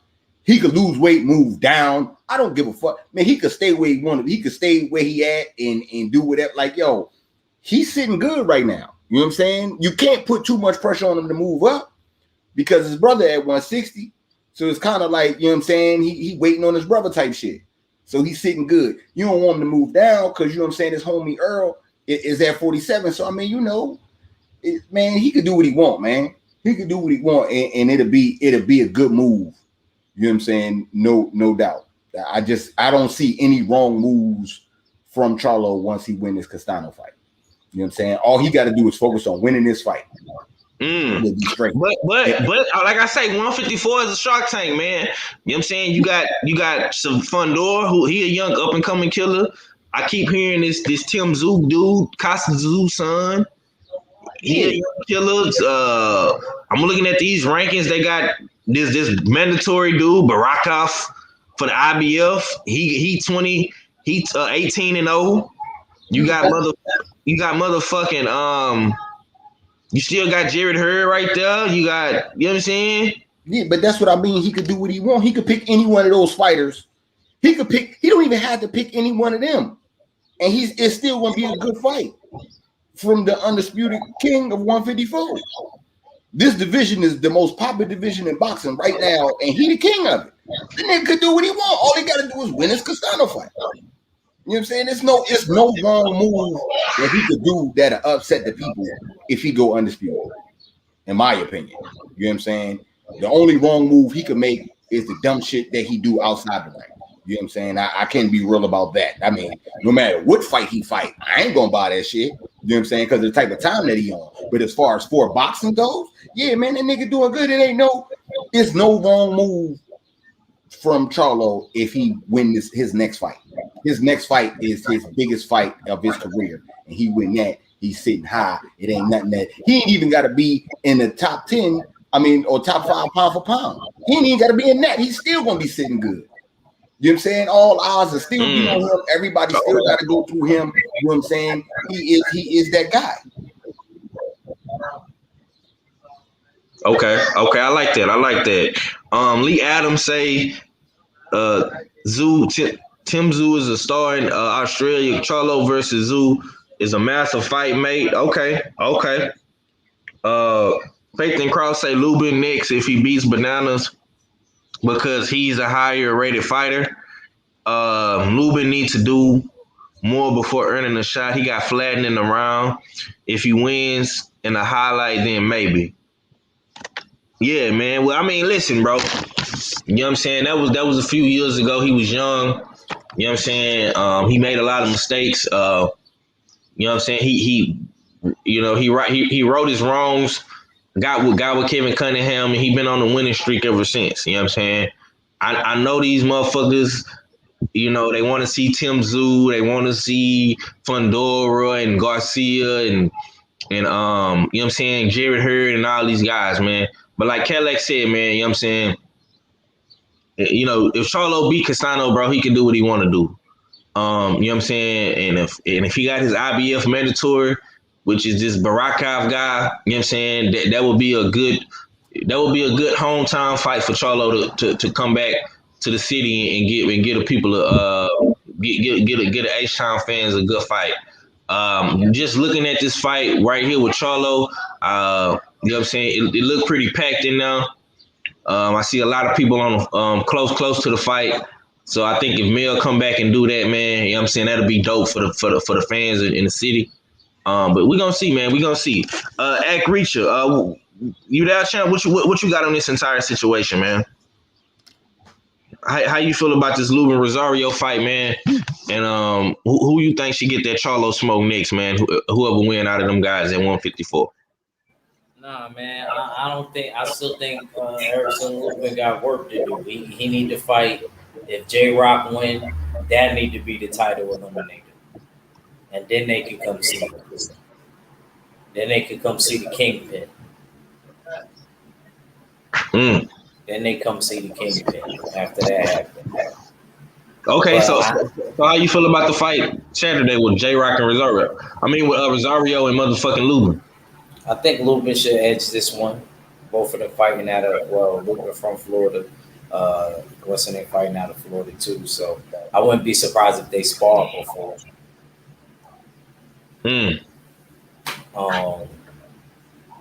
It's an interesting fight, but I think Erickson Lubin should get it. Okay. I like that. Faith and Cross bring up a good point, man. He say Zoo will get smoked by any American fighter. All he does is fight in Australia. And that's my thing. No disrespect to the homie Lee Adam. I know you probably from across the pond. But that's my thing with Tim Zoo. I haven't seen Tim Zoo fight nobody that's even worth talking about. Now they saying that he fighting Safari in July. I'm gonna watch that fight. I'm gonna tune in. If it's on the zone, I watch it. But like I say, man, Safari, that's a dude that got knocked out by Kell Brook. He did do what's his name? Dennis Hogan dirty in his last fight. Oh, he stopped Dennis Hogan? Mm-hmm. Oh yeah, well shit. Dennis Hogan got stopped by Charlo. So I mean, that's an okay win, I guess. I ain't got nothing bad to say about that. You know what I'm saying? But I do want to see, like I say, man, till I see Tim Zoo fight till I see him fight a Jared Hurd or a Fundora. Let me see. Matter of fact, let's look at these rankings. He highly ranked in the WBC number 4. Let me see you fight Fundora. Let me see you fight Rosario. Let me see you fight Jared Hurd. Jared Hurd number 7. Let me see you fight Tony Harrison. Hell, Brandon Adams. I'll take a Brandon Adams fight. I don't see nothing wrong with Charlo going to Australia and getting some Australian money though. You know what I'm saying? If Charlo right now, okay, let's say he go undisputed and they still don't put him in the top 5, right? If he go to Australia being undisputed and beat Tim Zoo in front of all them Aussies, that's a fact. That's a fact. Yeah, he top 5. He gonna be top 5. That's a fact. I'm kind of with Red. Red made me think of some old school shit or some Ali shit. If he do become undisputed and he honor these mandatories, the other fights outside of the mandatories, he should be going to other countries. If you're not moving up, let's be a world champ. I completely agree with Red on that. That's a great Father's Day gift. Go to Australia and beat the son of a legend. Ain't that a beautiful Father's Day gift? Yeah, that would be dope. I'm not against it. I want to see him fight Tim Zoo. To be honest with you, listen, this is my personal opinion. And I'll cook on it since all the other brothers went. I want to see Charlo fight one of these other fighters. That's why I wasn't mad when L-Dub said about the IBF mandatory. That's a new face. That's a new name. He already beat Lubin. He already beat Rosario. The only 2 dudes he haven't fought is J-Rock and Hurd. You know what I'm saying? When you really can't control what happened with J-Rock because Rosario smoked him. Then Charlo smoked Rosario. So the only two guys that's left in America for Charlo to really fight is J-Rock and motherfucking Jared Hurd. So yeah, shit. I wouldn't mind seeing a Tim Tszyu fight in Australia or him possibly fighting Fundora, the Towering Inferno. I think he motherfucking me. That'd be fire. Yeah, I think he come through California and blow the Inferno up. Now That just I want to see him fight top dudes in other countries. Now that Red brought that up, yeah. because would I love just to see him think fight I Tim Tszyu. just because I just think it would make Mel bigger than what Yeah, he is. then they already lied on him and said talking about he got offered $10 million, which was a lie. You know what I'm saying? How could he been offered $10 million when he was already signed to fight Castanos, bro, for undisputed? And that's what I'm saying. So if he get the motherfucking meat, the WBO belt, which Tim Tszyu is number one in the WBO, he could possibly fight Tim Tszyu. He could fight his IBF mandatory and his Barakakov dude, whoever he the fuck he is, whoop his motherfucking ass. Have that fight in Houston. Go to motherfucking Australia and fight Tim Tszyu. I'm with it. I pay for it. You know what I'm saying? But I just think that Charlo Mel don't really get enough credit for what he's doing, and he should be top. He should be top 5 pound for pound, point blank. Period. You know what I'm saying? If you gonna put Monster New Way on there, you're gonna put Tyson Fury on there, you're gonna put Triple G and all these other dudes on there. Put Charlo on there. You know what I'm saying? Because he in one of the hardest divisions in boxing, and he doing something that ain't been done in a while, which is being an undisputed champion at 154. You know what I'm saying? It is the reason he not though. My boy say I'm with you, father. Okay, go ahead. The reason he not on the pound Yeah. The reason he not on the top 5 pound for pound is because, you know what I'm saying, skills pay the bills and there's no racism in boxing. Oh man, there you go with that. I feel you though, bro. I feel you, man. He stuck his hand in some shit when he said that. You know what I'm saying? I can't. This ain't night court, so I can't defend him no more. You know what I'm saying? My boy say I'm with you 503. He needs credentials on that Rick. Laughing my ass off. Phyllis Nunez say if Baraknikov is on the Charlos Castanos off TV undercard, he was on the Charlo pay-per-view. You can book it that he fights him next. Okay. I'm gonna be paying attention to this dude. Jamel on the cusp of superstardom. He just need to become undisputed first. Okay. Baraknikov is Rockingham, whatever his name is trained by Virgil Hunter. Okay. Now Elder making me want to watch this dude, and I'm gonna watch him, and I'm gonna watch Tim Tszyu as well. So them two dudes that I'm gonna be on the lookout for, because I already seen Fundora, I seen Hurd, I seen all these other dudes as well. But yeah, man, we gonna cook on one more thing before we get up out of here, and that's gonna be Tank Davis and Barrios, man. I'm a pass to our fella, man. What are some of your motherfucking keys to victory for both fighters, man? And early predictions, man. Who do you think has the advantages in this fight, man? And who do you like going into this fight? I'm not saying that you got to make a concrete pick, but who do you like going into this fight, man? What are some of your keys to victories for both guys, man? What's your thoughts on this fight we got coming up next week, bro? It's easy for me. I got Tank there. I like Tank Davis in this fight. I think this fight was made primarily due to the reason of Tank's ability to fight bigger opponents in sparring. You see the recent story of him physically abusing Ivan Redkach, who's a current 140 pounder. Soon after that, this fight was made with Barrios. one can argue Ivan Redcatch and Barrios have some similar attributes. 5'10". I think they box in the same stance. Have some of the same skill set. So to me, I believe that's one of the reasons why, or the major reason why Team Tank took this Barrios fight, because they already have experience fighting opponents like Barrios. Barrios, I give him a lot of flack. I don't think he's a top 5 opponent or a top 5 at 140, even though he got that Reggie belt. But with that being said, he's a top 10 opponent at 140. I'm not gonna say he's a bum or he's a scrub or nothing like that. He's definitely top 10.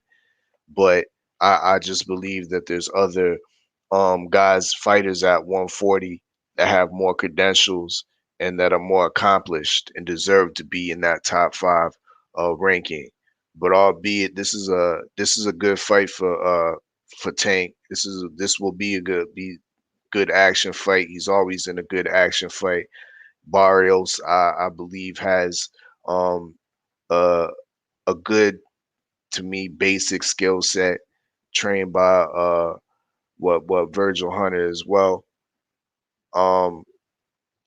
I think his keys to victory, well, he has to fight the perfect fight on the outside, and avoid trying to trade with an exchange with Tank on the inside, when just as Leo Santa Cruz did when he had some success, but ended up staying in there too long, and that vaunted uppercut got landed.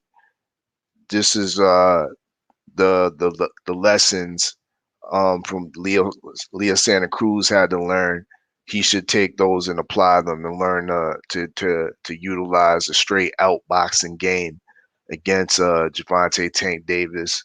One of his criticisms that it does take him a while to cut the corner or cut the ring off against movers or outboxing opponents.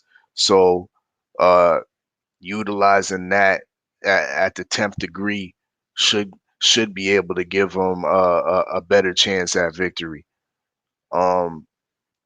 Tank's keys to victory, to me, is do what he always does. You know what I mean?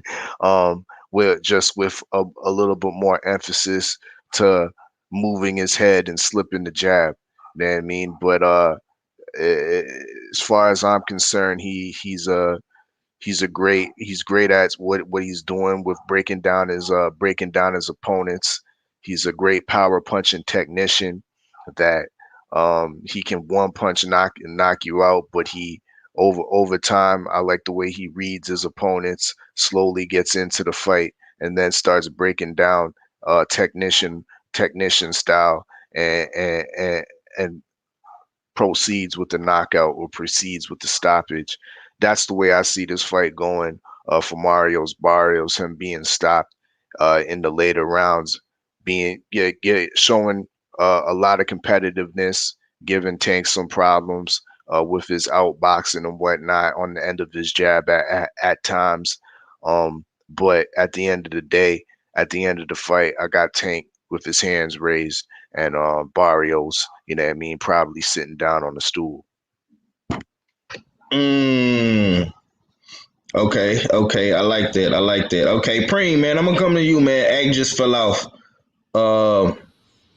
Same exact question, man. What are your thoughts on this fight, man? What are your early settlements? You know what I'm saying? What do you see in this fight? What are your keys to victory? You know what I'm saying, for both fighters, man? And you're gonna be in the building. You're gonna be there live. So you're gonna see it from a whole different angle than we gonna see on TV. You know what I'm saying? So you're gonna be there in real life, and we're gonna be there in 4K. You know what I'm saying? So what's your thoughts, bro? Shit, I mean, as far as Tank Davis, man, Tank Davis got to not get beat up. If Tank Davis get beat up like he did with Leo Santa Cruz and shit, kind of like how he did with Gamboa, he might lose this fight. You know what I'm saying? Like, for real.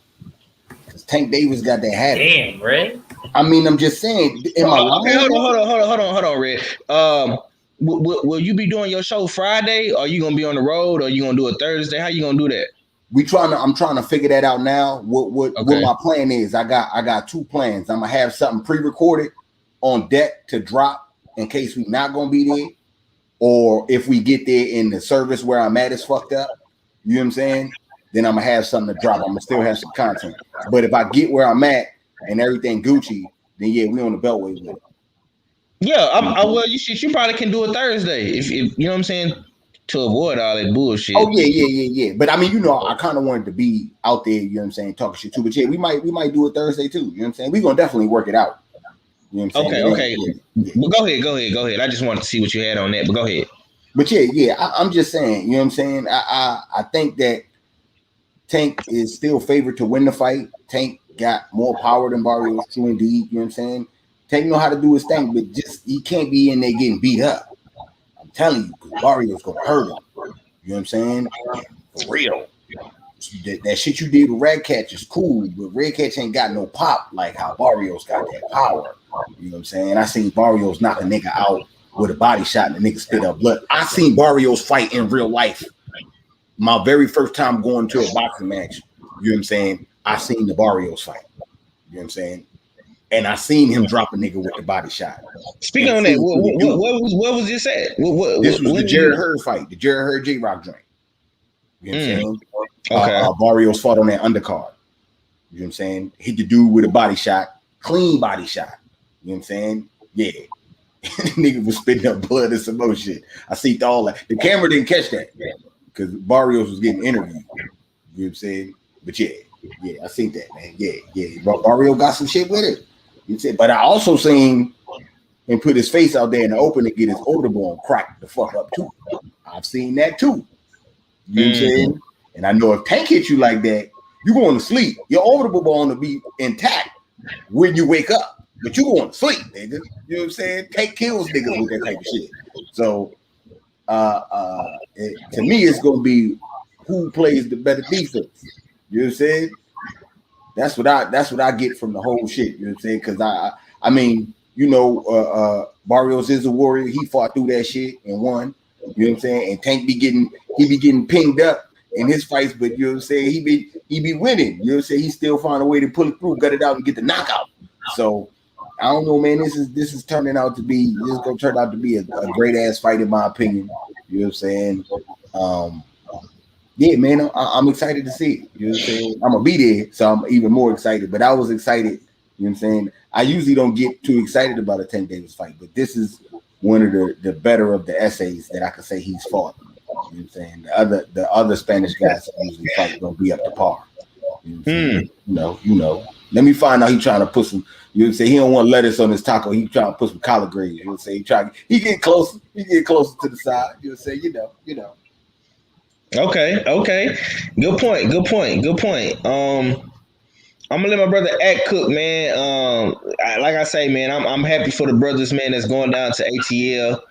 They're gonna be in the building supporting this fight when they're live in effect. And yeah, man, Cadillac Red brings some great points. He got me thinking now. Act, man, same exact question, man. What are some of your early thoughts on this fight, man? What do you see in this fight that others might not see? You know what I'm saying? You're looking at it from a fighter's aspect.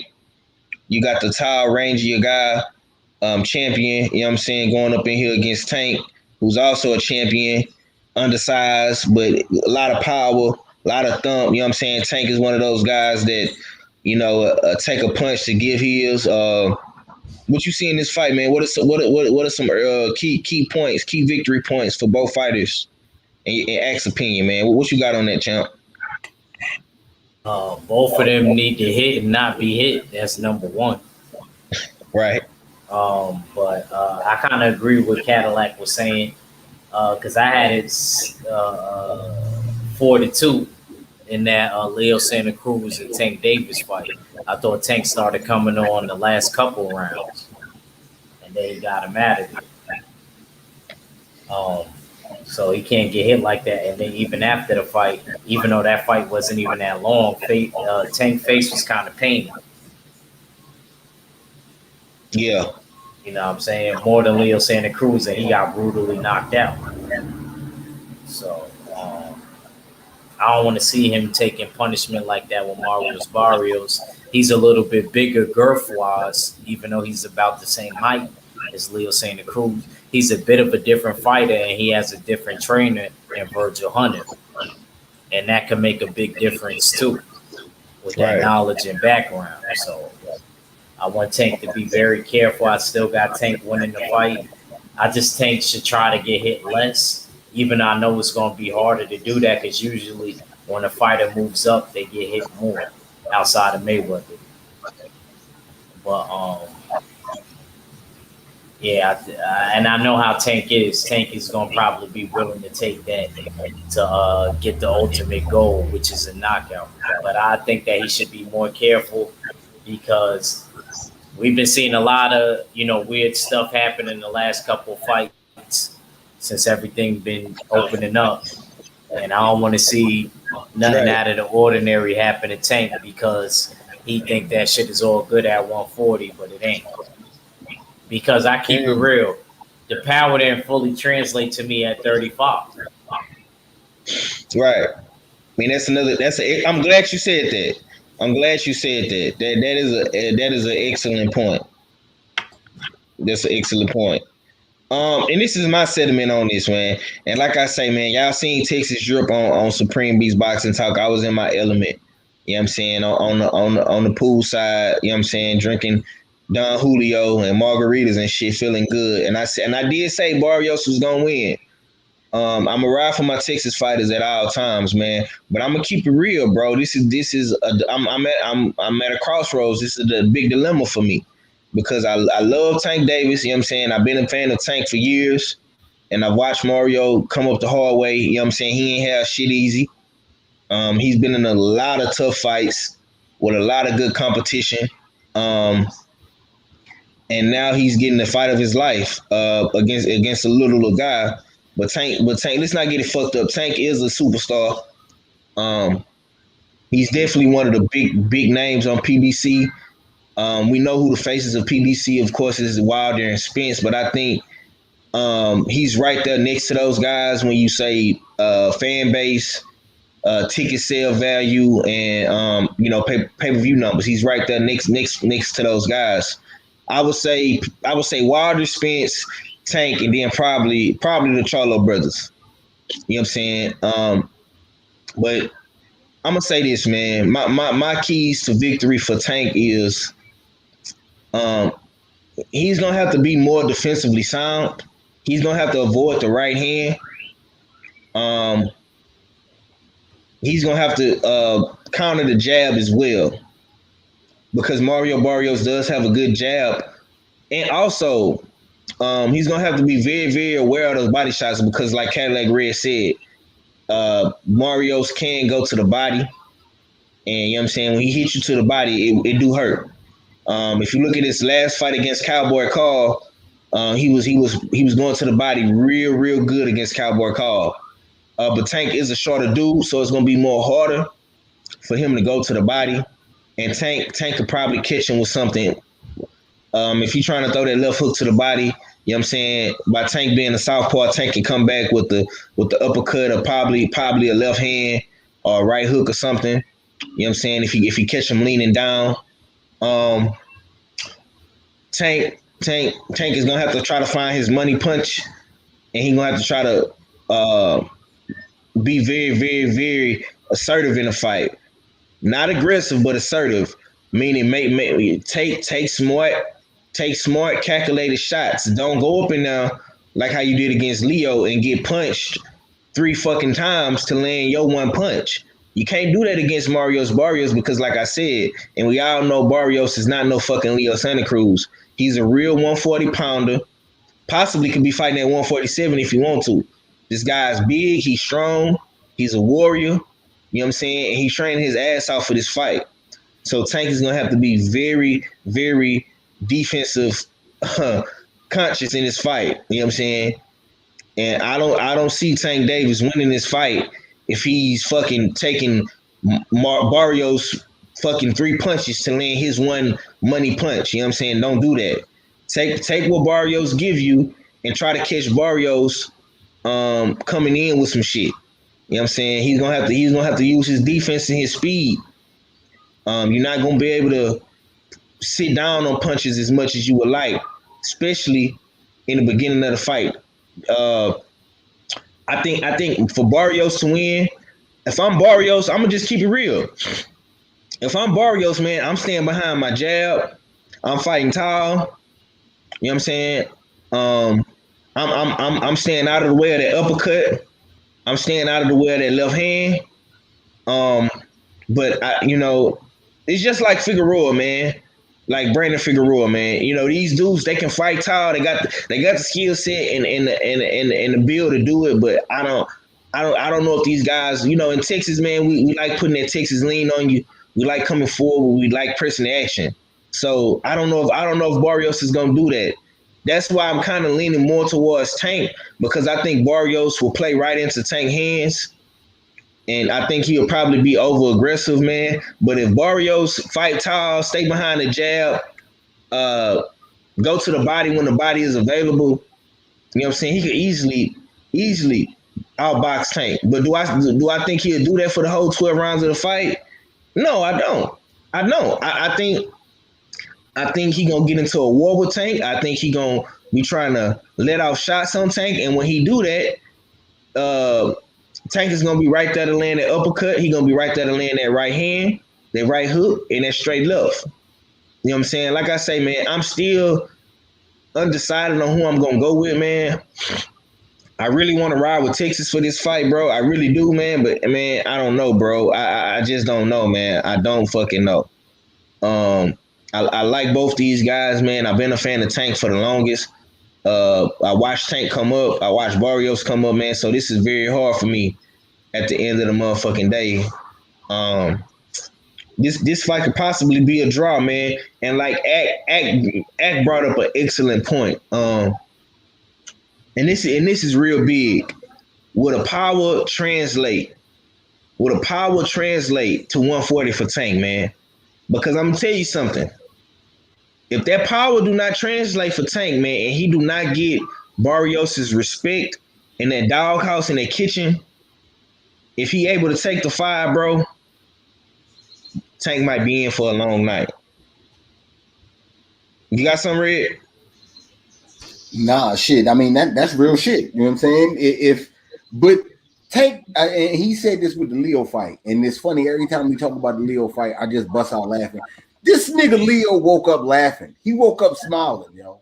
He woke up, thought he was still winning the fight. He said, that is the funniest knockout to date. No bullshit. I never see the nigga wake up smiling still. But nah, man, if Tank said I was hitting him with hard shots, but they wasn't full power. I was waiting on him to fall off a little bit. As soon as he fell off, I hit him with full power, dropped him. So Barrios got to be aware of that type of shit. You know what I'm saying? Just because you thought you took that shot don't mean that was the real shot. Yeah, Red is right. He said that actually in the build-up. He said, I'm going to try to bait him in to try to make him think I don't hit hard. So basically, you would do like a touch, then a strong punch, maybe 1-2, touch, then another strong. He was trying to do shit like that.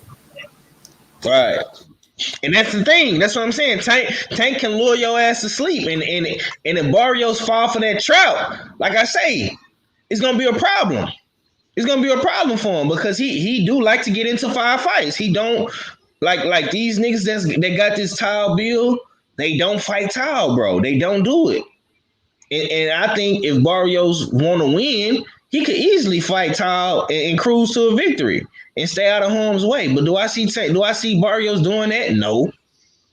That's why in my mind I'm kind of leaning more towards Tank because I know what Barrios is gonna do, bro. I know Barrios is gonna come forward with that Aztec or warrior mindset. He gonna try to break Tank. You know what I'm saying? He gonna try to break him. And as soon as you think you doing something, pop. You know what I'm saying? Rockabye baby. Yeah, your ass is on the motherfucking floor sleep. You know what I'm saying? So I don't know, man. I'm gonna go back some more, man. I'm gonna do some more research on this fight, man. I'm gonna look at some shit, man, and I definitely make my pick, man. Friday, if not Saturday, man. This fight is going.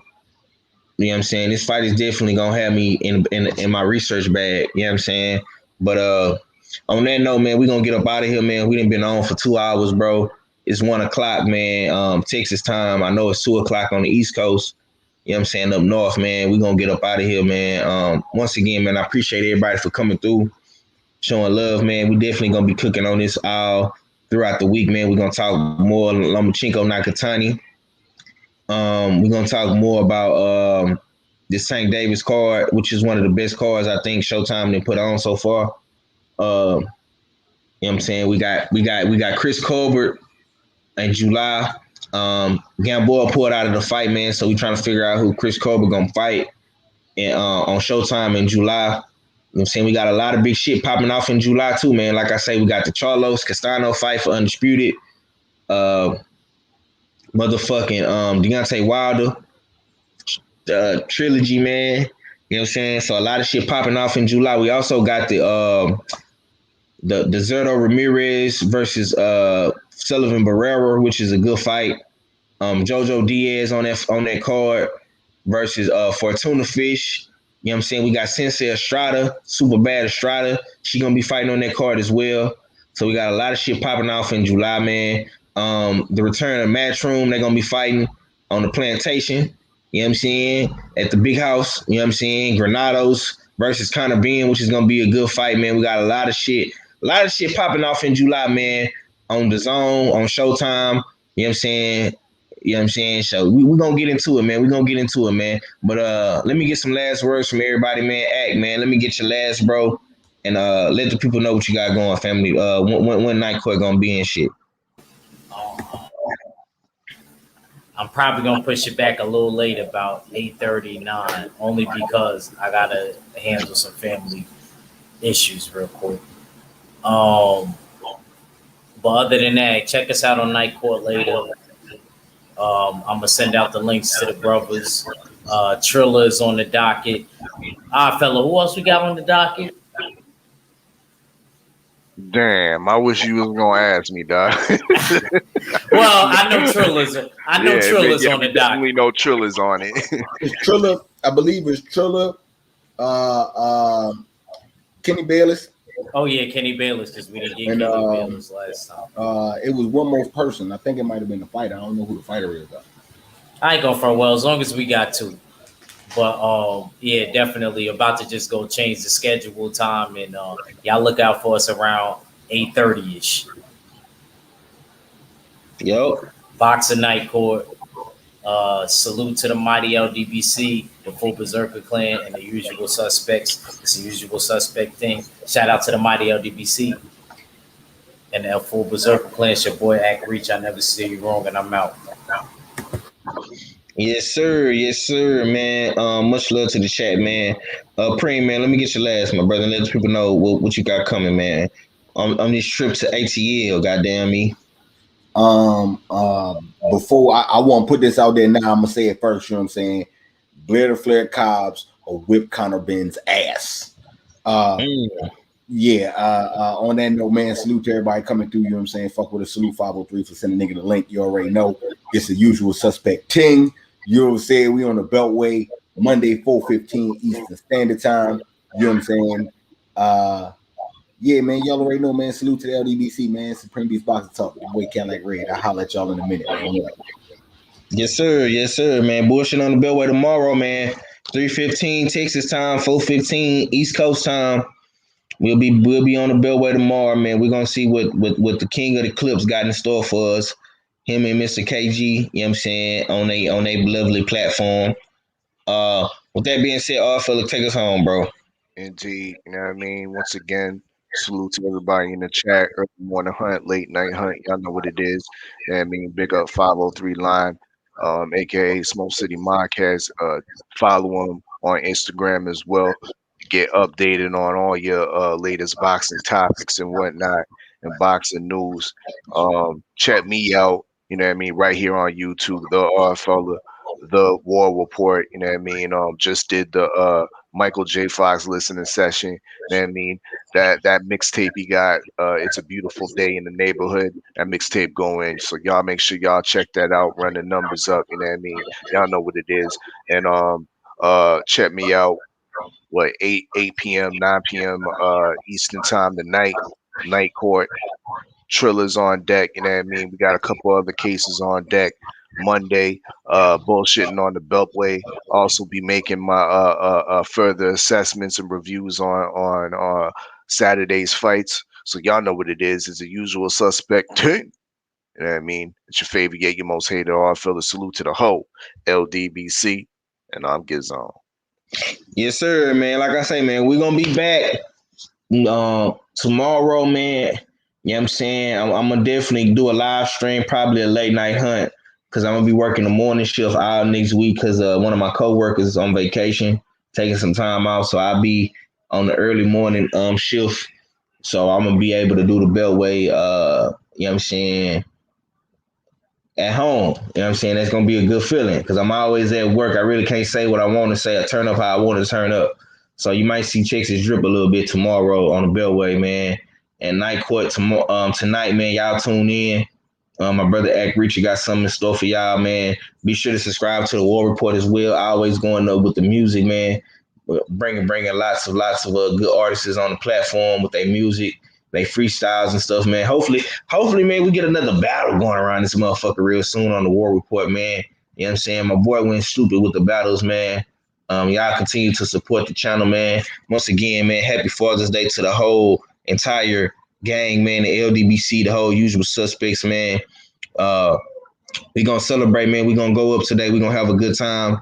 Enjoy these fights, man. Enjoy this good basketball, man. And we'll be back tomorrow, man. And of course, later on today with Night Court, man. So y'all tune in. Shit, I might even do a late night hunt tonight, man. I don't know. Depends on how I feel, man. But y'all already know what it is, man. It's your boy 503 Line, man. H-Town for real. Houston Hard Hitters checking out, man. And it's just like that, man. Peace.